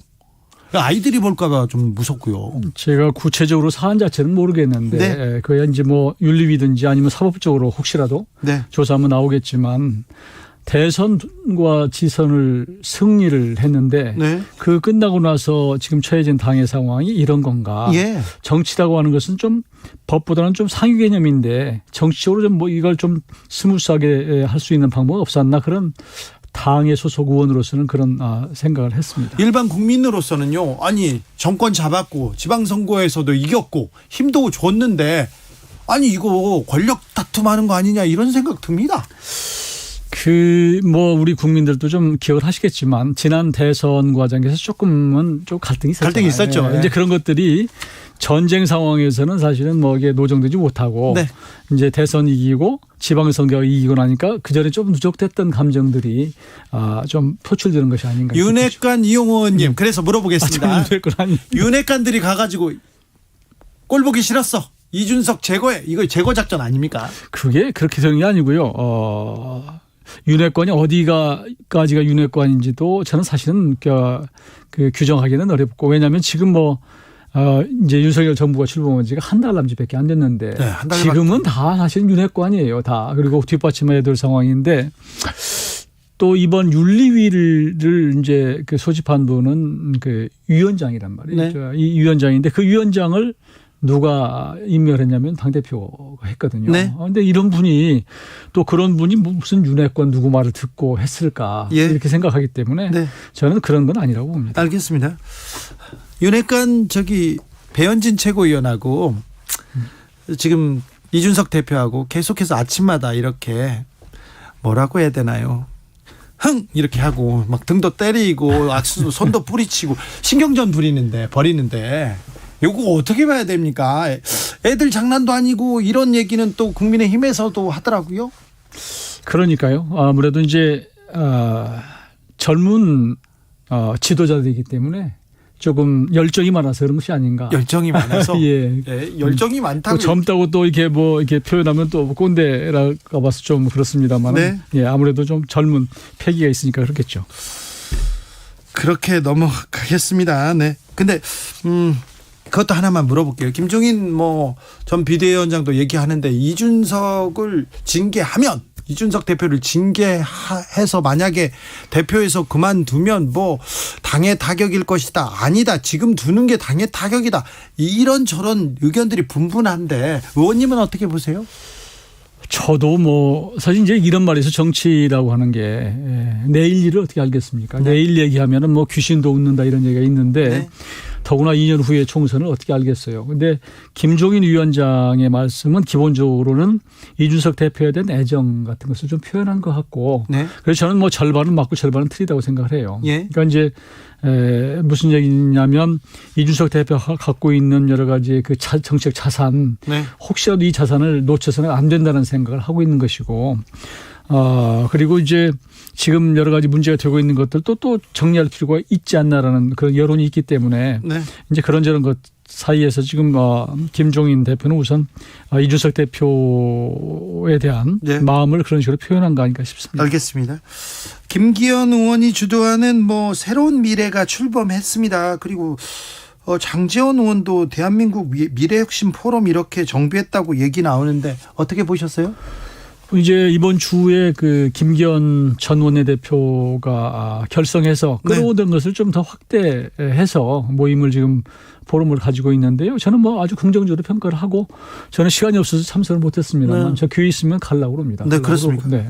아니 근데 김기현 의원 세미래 다 다른 공부 모임 다 출범하는데 왜 이용호 주도하는 민들레는 왜 안 됐던 겁니까? 왜 민들레한테만 뭐라고 합니까? 그게 너무 첫 보도가 무슨 당정대 무슨 협의체처럼 어마어마하게 나가는 바람에 그렇죠. 그게 좀 걸림돌이 됐던 것 같아요. 아, 그래요? 예. 그래서 오히려 좀 후순으로 밀린 것 같고 민들레 이름 좋잖아요. 네. 국민의 민심을 듣고 또 전하고 이런 거 좋은데 지금 아직도 첫 단추가 잘못 끼워지는 바람에 조금 첫 공부하는 데까지 좀 터덕거리고 있는 것 같습니다. 그럼 민들레는 앞으로 어떻게 됩니까? 민들 해야죠. 해야 합니까? 예. 공부하는 모임입니까? 저는 뭐 순수한 공부하는 게 기본이고 네. 거기에 또 뭐 소통할 수 있으면 의원들끼리도 소통도 하고 네. 또 필요하면 정부 뭐 얘기도 듣기도 하고 뭐 여러 가지 다목적으로 가는 거죠. 뭐. 아무튼 윤핵관들 민들레에 많이 모였는 것 같아요. 그래가지고 지금 관심도 있고 견제도 받는 것 같습니다. 출범은 언제부터 할 겁니까? 지금 공부하는 게 좀 공부 면학 분위기가 좀 조성돼야 되는데 네. 조금 전에 여러 가지 당내 사정이나 이런 것들 때문에 그러기에는 좀 집중이 안 되는 상황인 것 같아요. 그래서 제가 조금 소나기가 그치면 네. 출범하겠다고 그랬는데 소나기 그치는가 했더니 지금 장마로 접어들어서 네. 조금 시간이 걸리지 않을까 조금 싶습니다. 천천히. 네. 근데 의원님들 공부 모임 한다고 이렇게 하는데 사실 의원님들 공부 열심히 안 하잖아요. 저는 원래는 제가 그런 얘기를 이제 했어요. 네. 사적으로 만나서 그 의원들이 무슨 공부 모임이냐. 네. 의원 되기 전에 공부를 해서 와야지. 그렇죠. 그런 얘기를 했는데 네. 워낙 이제 우리 사회가 빨리 변하고 국제적으로도 그렇고 늘 현안이 있기 때문에 그 현안에 대한 좀 전문성 가진 분들의 얘기를 듣고 또 입법적으로 뒷받침하는 건 매우 필요하기 때문에 저는 필요하다고 봅니다. 네. 자, 민들레 어떻게 출범하고 언제부터 공부 시작하면 알려주세요. 공부 잘하는지 저도 한번 가볼게요. 초대하겠습니다. 네, 알겠습니다. 네. 아무튼 민들레가 관심이 많습니다. 윤핵관들이 많이 모인 것 같아요. 그래서 또 물어볼게요. 지금 윤석열 정부 잘 가고 있습니까? 윤석열 대통령 잘하고 있습니까? 저는 윤석열 대통령 지난 대선에서는 별의별 얘기가 다 나오지 않았어요. 예? 근데 그때 생각했던 것보다는 잘 하고 있다. 네. 그리고 그동안 전 대통령들이 해왔던 리더십과는 좀 다른 형식의 예. 리더십 그리고 소통 방식을 통해서 하고 있다고 생각을 하고요. 지금 윤석열 정부가 처해 있는 환경이 썩 좋지가 않습니다. 네. 그러니까 글로벌리도 그렇고 물가나 그 외에 무슨 그 인플레이션 그리고 이제 그 코로나 때문에 풀린 돈들을 다시 회수하는 문제, 최근에는 또 그런 저런 것들에서 파생되는 유가 또 화물연 대파업, 또 부동산 그 폭등에 따른 또 임대 이런 여러 가지들이 많고 하기 때문에 그걸 한 번에 일거에 우리 국민들이 정말 성과를 냈다 이렇게 판단할 정도로 그 평가하기는 좀 짧은 시간이기 때문에 아직은 바라봐야죠. 나름대로는 최선을 다하고 있고요. 소통을 위해서는 새로운 방식으로 하고 있는 거 아닌가 싶습니다. 네. 윤석열 정부, 윤석열 대통령 뭐가 부족한 것 같습니까? 저는요 통합으로 가는 노력은 좀 부족한 것 같습니다.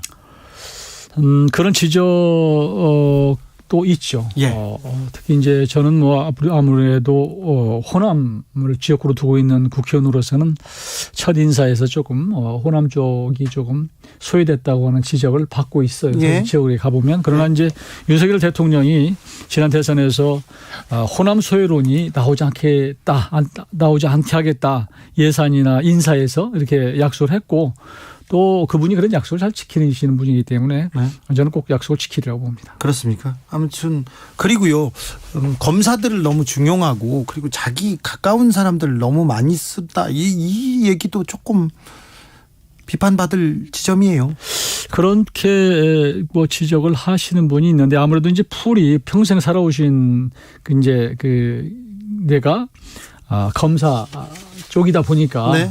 더 믿을 수 있는 사람들을 쓰신 것 같고 지난 5년 동안 문재인 정부가 저희가 보기에는 조금 법치가 훼손된 측면이 좀 있다 이렇게 보고 문재인 정부는 그 전 정부에 대해서 적폐청산위원회를 만들어서 다 털었다는 표현이 좀 그렇습니다. 하여튼 그랬는데 아무래도 이제 법을 중시해 왔던 사람들이 좀 포진돼서 그런 측면도 좀 정상화시키기 위한 노력도 좀 있는 것이 아닌가 이렇게 봅니다. 아니 법을 다루던 사람들이 중요한 자리에 포진했으니까 또 이렇게 공안정국, 수사정국으로 이끄는 거 아닐까 그런 우려도 있어요. 공안까지는 아니고요. 예.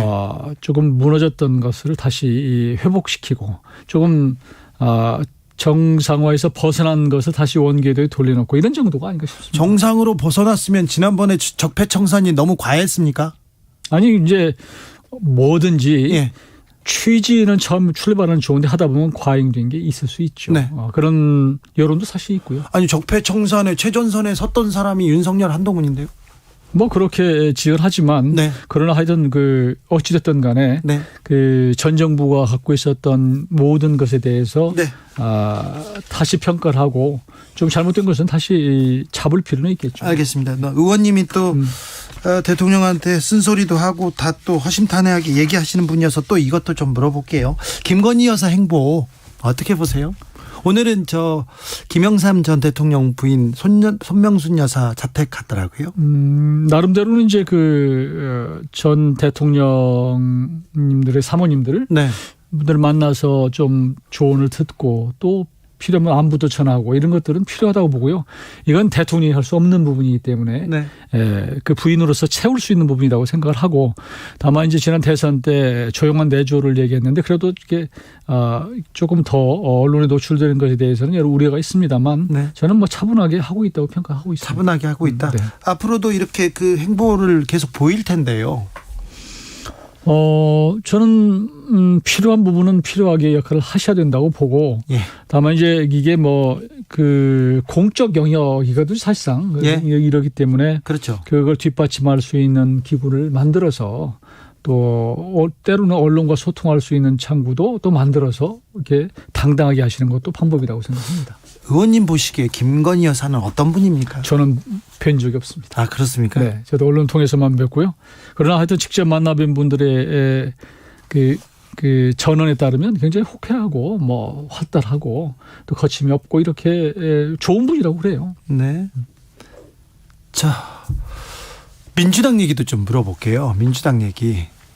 민주당은 좀 어떻습니까? 민주당 지금 하는 거 보면 어떻게 민주당은 어디를 향해 가고 있는 것 같습니까? 민주당도 좀 걱정이에요. 사실은 저희 당 못지않게 걱정인데 건전한 야당으로서 자리매김을 해야지 사실 여당도 일을 할 수 있는 것이고요. 지금 해야 될 일이 첫 번째는 원구성이거든요. 네. 그런데 원구성 지난번에 대통령 선거 끝나고 나서 검수완박했던 게 저는 민주당한테 좋지 않았다고 봅니다. 예를 들어 그런 것들. 그리고 지금 들어와서 다시 법사위원장을 국민의힘에 주기로 했는데 그걸 번복하려고 하는 것들. 이거 자꾸 안 좋은 거거든요. 그러면서도 늘 반성한다고 말은 하면서도 행동은 뒤따르지 않는 것들. 그러니까 180석 아직도 170석을 갖고 있다는 것을 가지고 자꾸 뭔가를 하고자 하는 이게 좋지 않아서 좀 더 겸손하게 했으면 좋겠다. 그리고 자꾸 누군가 자연인 그러니까 하여튼 구성원 누군가를 자꾸 이렇게 옹호하고 그 중심으로 가고자 하는 것들을 좀 하지 않고 정말로 우리 국민들을 보고 가는 그런 모습을 보였으면 좋겠어요. 정권을 잡았고요. 이제 정부 여당입니다. 그래서 일을 하기 위해서 민주당의 손을 잡고 민주당을 설득해서 원으로 끌어들여야 되는 거 아닙니까? 당연하죠. 네.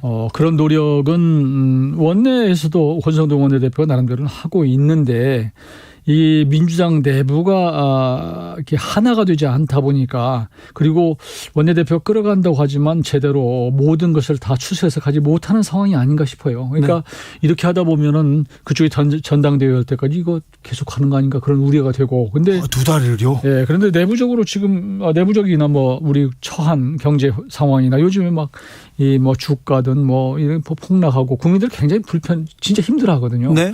이런 상황에서 민주당이 정말로 그 원내대표가 그 욕을 먹을 각오하고 원래 약속을 지키는 모습을 보여주면 저는 민주당에 대한 신뢰가 회복되려고 봅니다.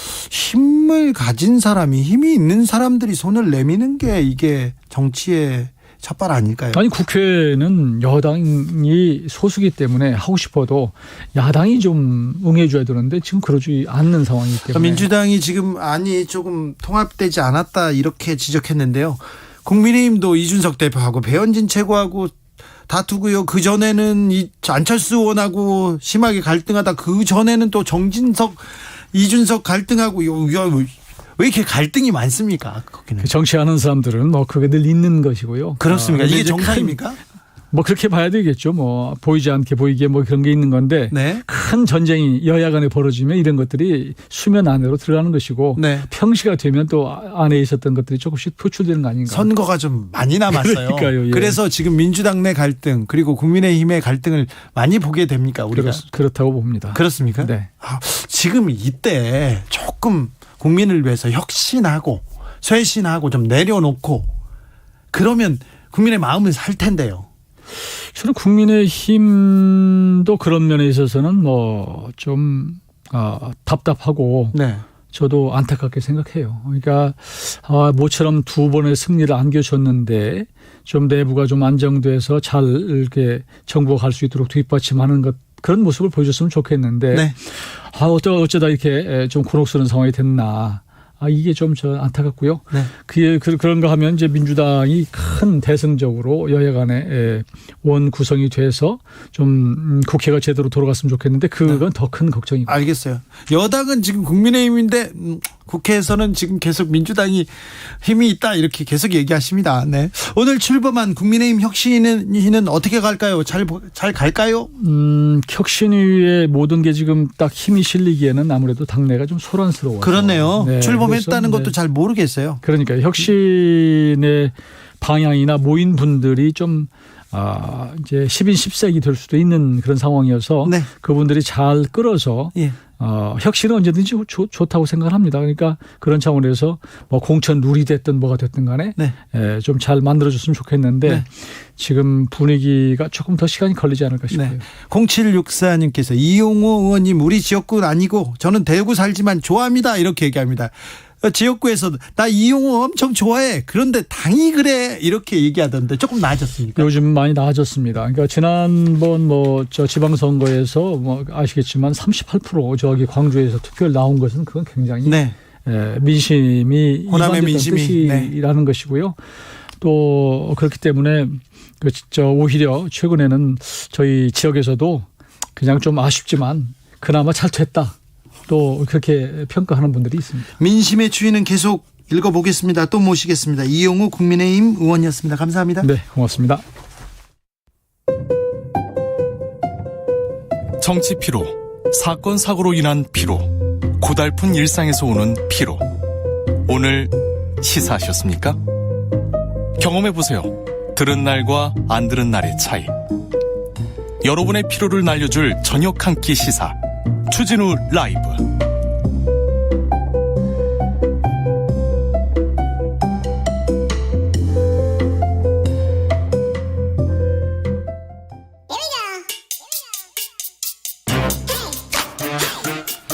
뉴스를 향한 진지한 고민 기자들의 수다.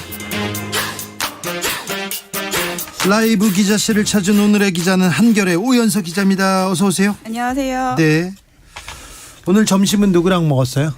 오늘 점심은 오늘은 당직자랑 먹었네요. 네, 당직자들. 네, 당직자들하고 잘 지내야 됩니다. 보좌관들, 네. 보좌관들, 비서관들 중에서도 굉장히 조금 정치 현안에 밝고 네. 정보 많은 사람들이 있어요. 또 당내 상황에 대해서 잘 알더라고요. 그렇습니까? 네.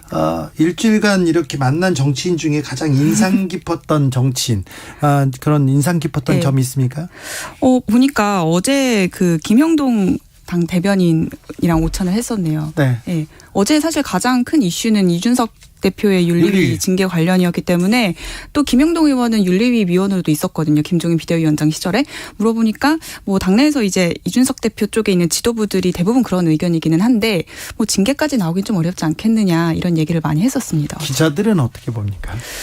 기자들도 계속 생각이 많이 바뀌고는 있는데 네. 사실 얼마 전까지는 저도 얘기를 했었지만 아마 징계까지 나오긴 어려울 것 같다. 왜냐하면 성상납 의혹이 밝혀진 게 없기 때문에 그 다음 단계인 증거인멸 교사까지 어떻게 확인을 할 수 있겠느냐 이런 의견이었는데 그런데 네, 요즘 당에서는 분위기가 심상치 않아요. 윤리위랑 이 대표 쪽이랑 굉장히 많이 좀 갈등을 일으키고 있잖아요.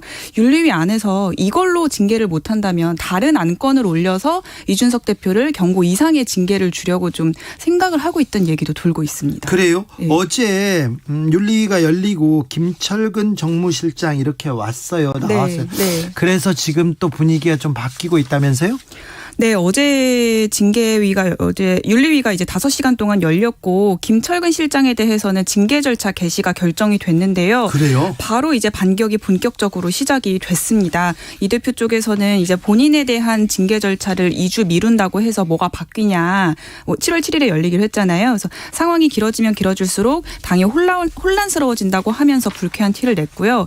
징계 절차가 개시된 김철근 실장은 이제 윤리위가 당무감사위원회 조사를 거쳐 거치지 않은 채 징계 절차를 개시한 거는 당규 위반으로 무효다라고 주장하면서 당무 감사, 당규 위반, 징계 절차, 아우 이게 또 뭔지 또 복잡하네요. 어쨌든 윤리위가 일방적으로 징계 절차를 개시했다 이런 취지인 건데요. 그래서 윤리위의 절차상의 문제점을 들어서 이 결정을 사실상 무효라고 하는 주장을 계속 오늘 2번이나 글을 올리면서 펼치고 있습니다. 근데 2주 뒤에는 결과 나옵니까? 2주 뒤에 아마 김철근 실장에 대한 징계는 결정이 될 거고요. 이준석 대표 같은 경우에도 뭐 직접 참석을 해서 소명을 하긴 할 텐데 사실 이때 이 건만 가지고 얘기를 하는 게 아니라 뭐 김성태 전 원내대표의 그 KT 부정 채용 관련한 것도 징계위 이날 윤리위에서 논의를 하기 때문에 사실 시간상 2명의 그 징계 결정이 다 되기는 어렵지 않겠느냐 나옵니다. 2주 뒤에도 또 결론이 안 날 가능성이 높네요. 또 미뤄질 가능성도 좀 있다고 생각합니다. 계속 해야죠. 네. 뭐 알겠어요. 뭐 한다는데 해야죠. 근데 이준석 대표가 징계를 받고 당대표에서 물러날 가능성도 있습니까? 만약에 징계 자체가 4단계가 있는데요. 당원권 정지 이상의 결정이 나오면 사실상 당원권이 정지가 되면 당대표직도 유지하기가 어렵기 때문에 그때는 이제 조기 전당대회도 될 수가 있다라는 얘기가 나오고 있습니다. 자, 이준석 대표가 당대표에서 물러나는 게 당에 도움이 된다는 사람이 있고 아니 물러나면 큰일 난다 이런 사람이 있는데 어떤 의견이 많습니까? 이제 각자 이제 이해관계에 따라서 그 생각이 다른 건데 당연히 현 지도부 체제에 있는 사람들은 이 지도부가 끝까지 가기를, 그러니까 임기까지 가기를 바라고 있는 것이고. 지도부는 그렇고요. 예. 근데 이제 뭐 차기 당권 주자들 특히 친윤계 중심으로 뭉치고 있는 또 이제 지난주에도 소개했었던 장제원 안철수 연대라든지 이런 쪽에서는 빨리 이준석 대표 입지를 좁혀서 빨리 이제 당대표로 나서고 싶어 하는 그런 주장을 펼치고 있는. 지금 장제원, 안철수 그리고 윤핵관 주변에서는 대선 때도 이준석 대표가 골치였고 지금도 골치니 빨리 정리하는 게 낫다 이렇게 생각하는 거죠? 그렇습니다. 맞습니다. 그런 얘기를 좀 서슴없이 합니까? 뭐 기자들 앞에서는 당연히 그런 얘기를 하진 않는데 당에서 이제 이런 얘기가 돌고 있다는 분위기. 정치인들 뒤에 가서는 또 다른 얘기 하지 않습니까? 이렇게 공식적으로 사람들 많을 때는 그러다가도 뒤에 가서는 아유 그 얘기 하잖아요. 그런 식으로 얘기가 나오고 있는 것 같아요. 그러니까 뭐 이준석 대표 쪽에서는 안철수 의원이 어쨌든 좋아 보이진 않을 거 아니에요. 이제 그때 이제 이준석 대표 쪽이랑 이제 밥을 먹으면 안철수 쪽에서 이렇게 좀 생각을 하면서 빨리 이준석 대표 치고 나오려고 하고 있는 것 같다. 뭐 이런 식으로 얘기가 나오고 있는 거죠. 근데 이준석 대표하고 배현진 최고위원은 어떤 사이예요? 사실 이전에 뭐 대선 경선 과정에서도 몇 번 이제 공개적으로 부딪힌 적이 있었어서 사이가 그렇게 좋지는 않다는 건 알고 있는데 뭐 정치라는 게 어쨌든 세력과 세력 간의 이제 다툼으로 좀 나타나는 편인데 사실 뭐 배현진 세력이 있다거나 이준석 세력이 있다거나 그런 게 아니라서. 그렇진 않잖아요. 그런데 기자님하고 저하고 다퉜어. 제가 그렇다고 해서 등짝을 이렇게 때리고 그럴 수는 없거든요. 그 오늘의 그거는 약간 해프닝인 것 같아요. 이준석 대표가 이제 악수를 뿌리치니까 배현진 최고가 좀 민망해서 뭐 살살 해라 약간 이런 식으로 한 거라고 하더라고요. 아니 그래도 그렇잖아요. 등짝 때리고 이게. 그래서 그 행동 자체는 이제 당에서 보기에는 두 사람이 어쨌든 지금 싸운 건 맞는데 워낙 친한 관계에서 싸웠기 때문에 그런 행동이 스스럼없이 나오는 거다라는 얘기를. 친해서. 아까 이용호는 열정이 높아서 열정이 있어서 스매싱을 하고 친해서 스매싱. 네, 알겠어요. 뭐 관계는 오래된 관계라고 합니다. 재난 속보입니다. 오늘 18시 00시를 기해서 울릉도 독도 지역에 강풍경보 발효됐습니다. 노약자나 장애인 등 가정에서는 비상시 대피 방법과 연락 방법, 가족 또는 이웃 등과 미리 의논해야 됩니다. 유리창 근처는 유리가 깨지면 다칠 위험이 있으므로 피하도록 해야 됩니다. 그리고 쓰러질 위험이 있는 나무나 전신주 밑은 피하고 안전한 건물로 대피해야 됩니다. 바닷가는 파도에 휩쓸릴 위험이 있으니까 나가면 안 됩니다. 꼭 이럴 때 바닷가 가시는 분들이 있는데 절대 안 됩니다. 공사장 등 물건이 날아오거나 떨어질 위험이 많은 곳 가까이 가지 않도록 해야 합니다. 강풍이 불 때는 다른 차와 안전거리 유지해야 되고요. 강한 돌풍에 차량이 차선 밖으로 밀릴 수 있으니 각별히 주의해 주시기 바랍니다. 국민의힘 혁신이 출범했습니다. 잘 갔어요? 네, 뭐 최재형 위원장 앞서 알려진 대로 최재형 위원장 밑으로 이제 조혜진 의원이 부위원장을 맡았고요. 국민의당 쪽에서도 최고위원이었던 39살 구형모 경기도 화성시의회 의원 등등 많이 참여를 했습니다. 또 누가 또 있나요? 당에서는 최근에 그 비례대표를 승계받은 노용호 의원과 김미애, 서정숙, 한무경 의원 등등 뭐 여성 의원들도 많이 참여를 했습니다. 네. 근데요, 이준석의 혁신이 이렇게 얘기를 그쵸. 하고 또 모임이 많아 이렇게 얘기해가지고 지금 불안하게 보는 시선이 좀 있네요. 네, 특히나 뭐 지금 징계위 현안과도 당연히 연관지어서 생각할 수밖에 없는데요. 이 대표가 혁신위를 출범하면서 공천 문제를 얘기를 많이 했는데 이제 총선 공천 과정에서 입김 차단, 그러니까 윤핵관을 견제하기 위해서 이 대표가 이렇게 혁신기구를 띄우고 공천제도에 대한 얘기를 하고 있다라는 얘기가 나오면서 네. 상당히 많은 견제를 받으면서 출범을 하고 있는 분위기입니다. 민주당은 어떻습니까? 워크숍까지요? 네, 오늘 워크숍을 오후에 출발을 해서 지금 충남 예산에 있는 한 리조트에서 1박 2일간의 의원 워크숍이 시작됐다고 하고요. 네.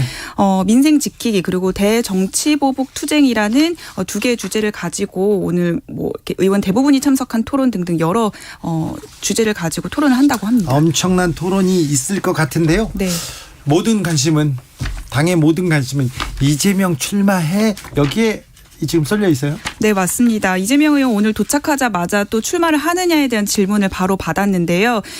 이재명 의원은 오늘 워크숍에 도착하자마자 아직 어떤 결정을 할 상황은 아니다라고 얘기를 하면서 공식적으로는 뭐 출마 입장을 밝히진 않았지만 이번에 이제 토론 과정에서 입장을 밝히지 않겠느냐라는 전망이 나오고 있습니다.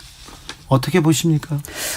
당에서는 어쨌든 지금 이 의원의 이 의원에 대한 불출마 압박이 거세지고 있잖아요. 어제 뭐 재선 의원들이라든가 또 이낙연계 서른 의원 등이 사실상 공개적으로 출마를 하지 말라고 입장을 전달한 상태인데 이재명 의원을 잘 아는 당내 얘기를 들어보면 당연히 나오지 않겠냐, 무조건 나온다 이렇게 전망하는 분도 네. 계시더라고요. 안 나올 확률 0.0001% 이렇게 얘기하는 사람도 있습니다. 안 네. 나올 확률이. 네. 전망은 그렇게 하지만 전망하시는 분들도 이 의원이 나오면 당내 상황은 많이 혼란스러워질 거다. 나아가서는 최악으로는 분당으로 갈 수도 있다라는 얘기도 나오고 있습니다. 분당 얘기가 민주당이 있습니까, 진짜로? 왜냐하면 이제 이 의원의 출마가 구체화되면 이제 당대표 좀 출마를 준비하고 있는 이른바 97세대라는 이제 주자들이 있잖아요. 젊은 사람들이잖아요. 이제 그런 의원들 같은 경우에는 이 의원에게 반기를 들면서 이제 출마를 공식화하면 당에서는 좀 내홍이 격화되지 않겠냐 이런 얘기가 나오면서 분당 얘기도 자연스럽게 언급이 되는 것 같습니다. 네. 지역 분당이 아니고 진짜 당이 갈라진다고요? 당이 갈라질 정도 이제 내홍으로 번지지 않겠냐라는 우려를 나타내고 있다고 합니다. 네, 어찌 되는지 지켜보겠습니다. 워크숍 어떻게 진행되는지 좀 알려주십시오. 기자들의 수다 한결의 오연서 기자 함께했습니다. 감사합니다. 감사합니다. 교통정보센터 다녀올게요. 오수미 씨. 네, 이 시각 교통정보입니다. 오늘 빗길 속의 퇴근길 정체는 워낙 심하기 때문에 충분한 여유를 두고 운행을 해주셔야겠습니다. 또 곳곳에 사고도 잦아서 안전운행에 만전을 기하셔야겠습니다. 먼저 서울 시내 강변북로 구리 방향 성수대교를 지난 2차로에 추돌 사고가 나면서 여파로 정체입니다.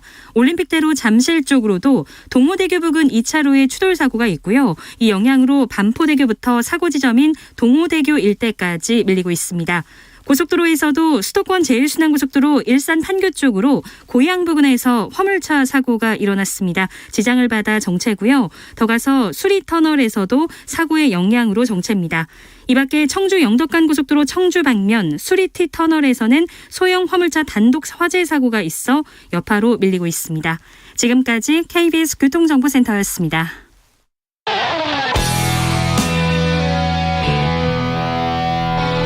스치기만 해도 똑똑해진다.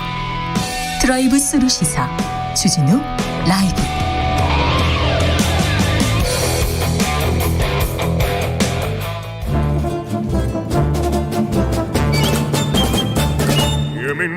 여기도 뉴스 저기도 뉴스 빡빡한 시사 뉴스 속에서 가슴이 답답할 때 뇌 휴식을 드리는 시간입니다. 오늘도 맛있는 책을 만나보겠습니다. 책의 맛.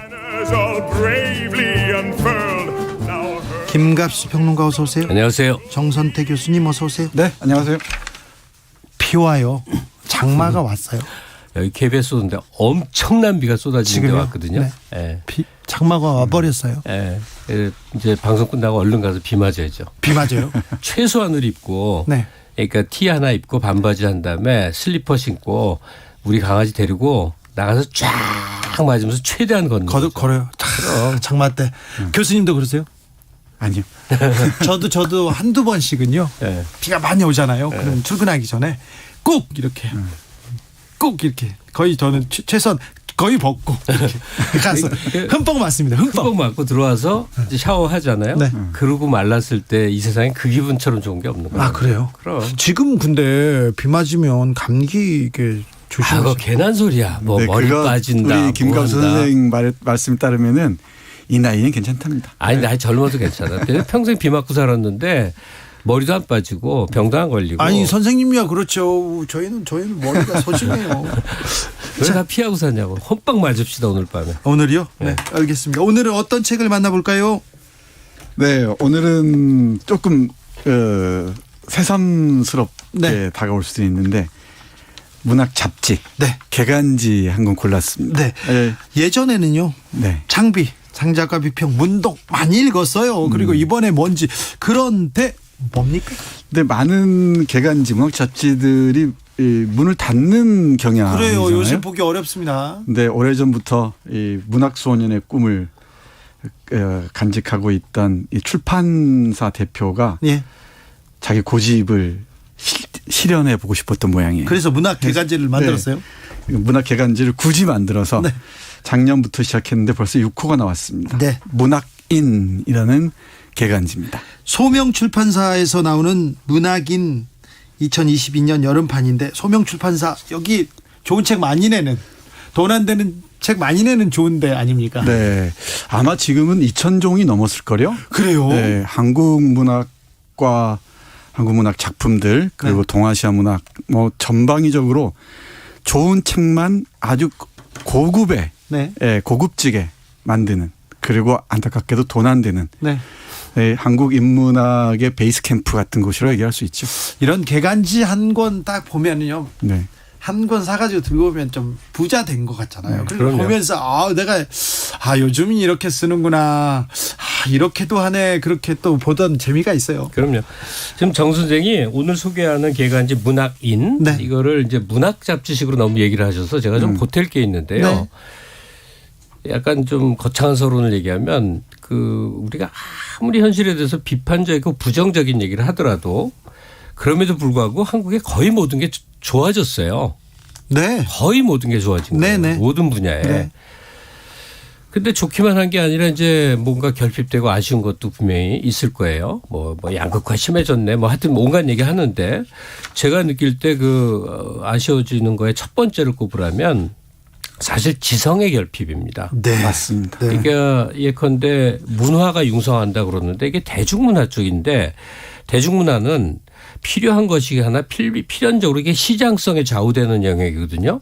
그러니까 그 본격 문화 영역 소위 이제 고급 문화라고 하는 쪽이 쇠퇴한다거나 이런 건데 과거에 비해서 쇠퇴하는 게 바로 이 지성의 영역. 지식은 엄청나게 증가했는데 그럼 과거에 이 지성이라는 영역이 한국인들이 어떻게 나눴냐면 다수는 아니지만 일정 정도의 수준을 가진 사람들이 한국만 특이하게 개간지라는 통로가 있었던 거예요. 1년에 4번 나오는 개간지 안에 표방하는 건 문학인데 그 안에는 그 당대 사상, 조류, 깊은 얘기들을 다 담고 있어갖고 뭐 옛날 얘기지만 문학과 지성이나 창작과 비평 또 세계의 문학 이런 것들을 읽으면서 그때의 수준 높은 담론들을 대체로 이제 공유하고 그랬었어요. 근데 지금이야 뭐 거의 다 스마트폰 보지 않습니까? 그러니까 이 시기에 문학인 같이 오늘 소개해드리는 이런 개간지도 문학이라는 범주를 크게 싸고 있긴 하지만 그 안에 담긴 얘기는 소위 전문가들의 지성의 이야기, 지적인 이야기들로 가득한 그런 내용물이라고 생각합니다. 그러니까요. 현대인들이 낭만, 아름다움, 지성 이런 걸 추구해야 되는데 건물, 코인 이런 걸 추구하고 있어요. 아니 뭐 그건 괜찮아요. 그걸 하는데 한자락에 지적인 사치, 지적인 열망도 사람에게 있는 거잖아요. 그러면 이 개간지는 뭐냐면 뷔페 음식이에요. 뷔페. 영양 가득한 거 이게 꽉 채워져 있는 거 있잖아요. 뷔페죠. 맞습니다. 저는 아주 이 고급스러운 종합 선물 세트 그리고 지성과 관련해서 말씀드리면 지성의 향연을 만끽할 수 있는 이 자리가 바로 이 개간지가 아닌가 싶은데 문학인이 특히 그렇습니다. 하이드님께서 주 기자님 문학소년 장관합시다. 아니요, 문학인이라니까요. 문학인에 집중하시죠. 자, 안으로 들어가 볼까요? 네. 근데 이 문학인의 특징 중에 하나가 물론 뭐 비평도 있고 창작도 있습니다. 시소설. 근데 각별히 신경을 쓰는 장르랄까요? 산문이에요, 산문. 산문이요? 산문에 많은 관심을 쏟는데. 그 좀 요새 접하기 쉽지 않아요. 그렇죠. 산문은 우리가 대체로 수필이라는 장르로 좁혀서 얘기하거나 아니 본격 문학을 보완하는 정도로 이해하잖아요. 이 산문은 그야말로 일상에서부터 시작해서 역사, 사상에 이르기까지 다양한 이 지성의 이 연결고리들을 보여줄 수 있는 장르라고 할 수 있는데 이 산문의 발견에 각별히 신경을 쓰는 것 같고 그리고 리뷰도 아주 대단히 볼만합니다. 과거에 사라진 책들을 다시 발견하는 정전의 발견도 좋은 이 꼭지고요. 그리고 이미지로 보는 근대도 좋고 탐방이라는 우리 시대의 원로들 뭐 시인이든 뭐 사상가든 이런 사람들을 만나보는 예술가든 만나보는 이 코너도 아주 좋고요. 아무튼 그 고급스러운 종합선물 세트를 받아놓고서 어느 것부터 먹을까 고민하게 되는 그런 잡지입니다. 어느 것부터 먹을까요? 네, 저는 아무래도 산문이에요. 네, 그러니까 산문 뭐부터? 산문인데 산문 중에서도 그 유명한 문학 비평가죠. 문학 비평가인데 김명인 교수가 쓴 클래식 음악을 듣는 이유 이게 딱 꽂혔어요. 예. 그도 그럴 게 제 경험하고 너무나 맞닿아 있는 거예요. 그렇습니까? 제가 대선을 전후해서 심리적 그로기 상태, 이 정신적 그로기 상태에서 벗어나는 여러 가지 방법들을 모색하다가 이 교향곡 그 BBC에 선정한 교향곡 20곡을 10번씩 듣기 이런 자기 과제를 설정하고 쭉 들어왔거든요.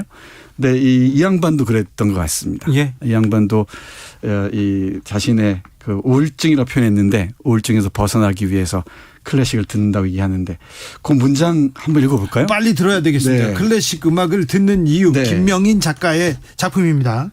앞에서 우울할 때 더 음악에 빠져든다고 했다. 지금이 바로 그런 때이다. 이럴 때 나는 음악의 세계로 한 걸음 더 들어선다. 한쪽 문을 닫으면 다른 쪽 문이 열리는 것처럼 나는 당장 눈앞에 펼쳐지는 사회 정치적 아수라장들과 속절없이 미끄러져가는 희망들과 예정된 실패 그리고 그 온갖 시시콜콜하고 비루한 디테일들을 향한 욕망과 안타까움으로 가득했던 나의 시선을 거두어들이고 보다 멀고 보다 깊고 보다 넓은 본질의 세계 숨겨진 형이상학적 계시들의 세계로 눈을 돌린다. 음악은 그럴 때 가장 좋은 길잡이이자 친구가 된다. 나는 늘 현실적이고 정치적인 인간이라 자처하지만 동시에 매우 형이상학적 인간이기도 하다. 나는 내가 오늘 걷는 발걸음과 오늘 내가 하는 말에는 늘 절대적인 것과 상대적인 것 사이에 동요에 온 인류사 전체의 고투가 새겨져 있다고 생각한다. 음악이 내게 그걸 가르쳐 주었다. 아직 그럴 정도 수준은 되지 못하지만 김수영의 말투를 빌어 이 글을 마무리하건대 내 생각과 내 글의 비밀은 어쩌면 내가 듣는 음악 속에 있는지도 모른다. 이 김명인 교수도 이제 늙은 거예요. 늙으면 어떤 일이 되냐면 뭘 써도 자서전이 돼.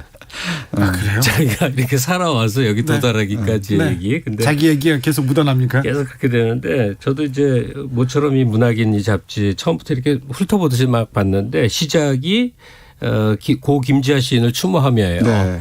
이게 김지아라는 존재는요 굉장히 복잡합니다. 그의 행보가 그렇기 때문에 그래서 사람들이 쉬쉬하면서 말 안 하려고 그러는 좀 경향이 있는데 대놓고 그의 그 공과에 대한 애석함으로 시작을 하면서 서두의 이경수 교수의 글이 전 참 좋았어요. 문학이라는 불가능성의 가능성이. 그런데 전혀 정치적 맥락의 책이 아니거든요. 잡지가.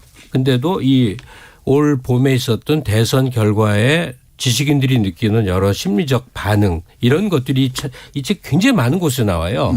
어떻게 이 한국의 현재를 바라보게 되는지를 시작해서 문학의 가능성까지 이제 하는데 이후에 이제 당연히 창작 작품들이 쭉 있거든요. 근데 정호승 씨는 이름 오랜만에 듣죠. 네, 이 재밌는 게 신인들 작품을 이 잡지는 특이한 게 신인들 작품을 앞에 싣고 그다음에 좀 원로급, 대가급, 중견급들이 뒤에 실리는데 정호승 이름이 보여서 아예 반갑네 했고 소설의 김숨 씨 작품이 있어요. 그래서 지금 소개한 산문 여러 편들이 있고 또 재밌는 게 쭉 뭐 다양한 글들이 이제 쭉 있는데 그중에 강유정 교수 아시죠? 강남대. 네.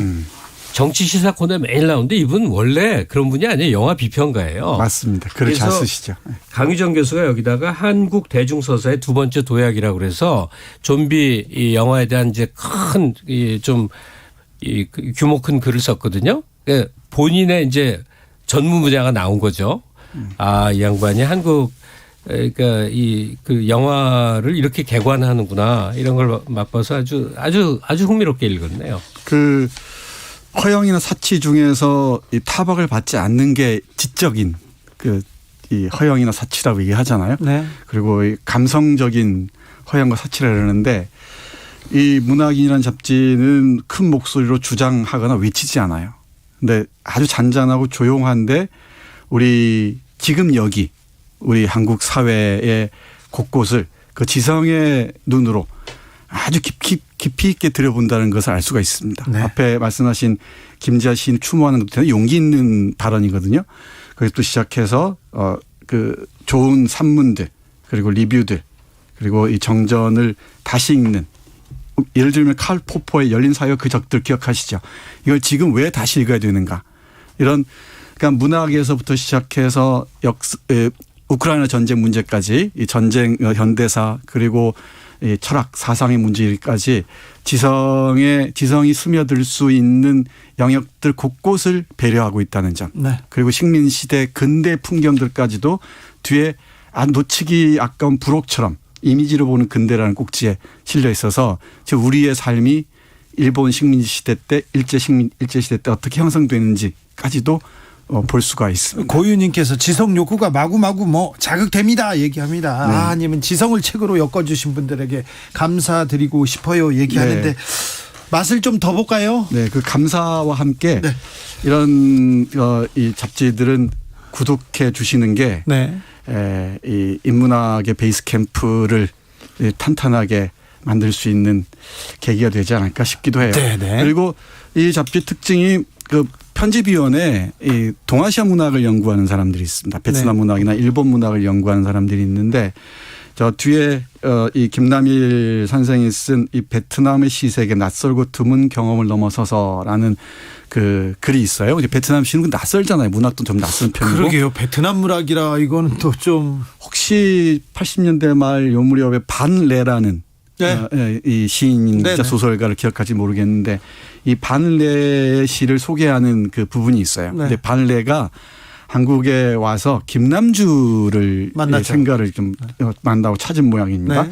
그 김남주를 그리며 쓴 시가 있어요. 네. 베트남 시인 반레가 쓴 시인 김남주를 생각하며를 이 문학인에서 만날 수가 있는데 제 주진우 라이브의 빛과 소금인 책의 맛에서 제 목소리로 들려드리겠습니다. 네.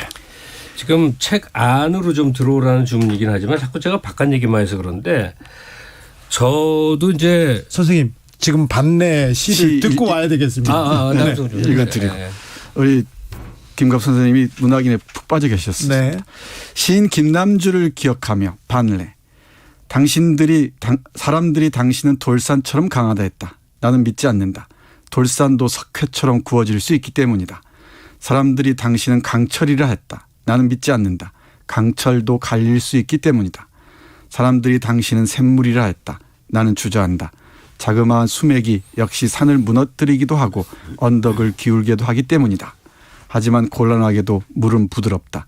이것은 당신의 성격과 맞지 않다. 그러나 사람들이 당신을 정신이라고 이상이라고 말할 때 그것을 나는 믿는다. 정신은 불이 붙어도 타지 않고 단단한 도끼날 앞에서도 휘어지지 않는다. 정신은 모든 가슴 속에 들어갈 수 있다. 희망을 환하게 밝히고 정신은 의지 굳은 사람을 도와준다. 잔인한 폭력 앞에서 정신은 사랑을 크게 키우고 동과 서 사이에서 남과 북 사이에서 정신은 언제나 불멸이다. 사람들이 당신을 정신을 했다. 이상이라 했다. 그것을 나는 믿는다. 2003년 10월 5일 망월동 김남주 묘지 앞에서. 네, 베트남을 대표하는 시인 반레가 망월동 김남주 묘에서 김남주를 기리며 쓴 시가 이 문학인에 실려 있습니다. 뭐 스마트폰으로 포털 보는 시대에 어울리지 않는 말인 건 알겠습니다만 과거에 이제 지성인이 어떤 사람인가 이게 정의를 내리고 그랬었어요. 그럴 때 7종의 전어를 보는 사람 이런 표현이 있었어요. 그래요? 그러니까 매거진하고 전어를 조금 구분을 하자면 뭐 매거진 말 그대로 그냥 그 우리가 하는 뭐 오락 잡지들이 많고 이제 전어는 조금 전문 분야나 깊이 있는 내용 전문 분야일 때 되게 얘기를 하죠. 그러면 자기 일하는 업종이 있을 것이고 그다음에 자기 전문 분야하고 관계 없더라도 이제 지적인 얘기를 나누는 담론의 책들 이런 것들을 적어도 몇 종은 뭐 미술에 관심을 가진다든지 한국사에 관심이 있다든지 문학에 있다든지 요즘은 잡지를 읽는 사람들이 좀 지난 얘기죠. 네, 많이 사라졌어요. 이제 그래서 하는 얘기인데 저도 비는 시간에 이제 노는 게 유튜브 보는 거예요. 그러면 한강가에 정말 많은 사람들이 돗자리 펴고 즐기고 그 풍경이 너무너무 좋아 보여요. 그런데 거의 그런데 이 영상을 찍어 올리는 분들이 쭉 보이는 걸 단 한 명도 못 봤어요. 책을 들고 있는 사람을. 맞습니다. 전부 핸드폰 보고 있거든요. 근데 그걸 뭐 타박할 수는 없으나 거기 앉아서 뭐 공부할 수도 있는 것도 아니고 굳이 뭐 긴 책 읽는 것도 아닌데 딱 오늘 소개하는 문학인 같은 지성 잡지를 이렇게 여유롭게 한 페이지 한 페이지 넘기는 모습이 좀 있으면 얼마나 좋을까. 일부러 보거든요. 네. 야, 정말 한 명도 없어요. 책 피는 사람.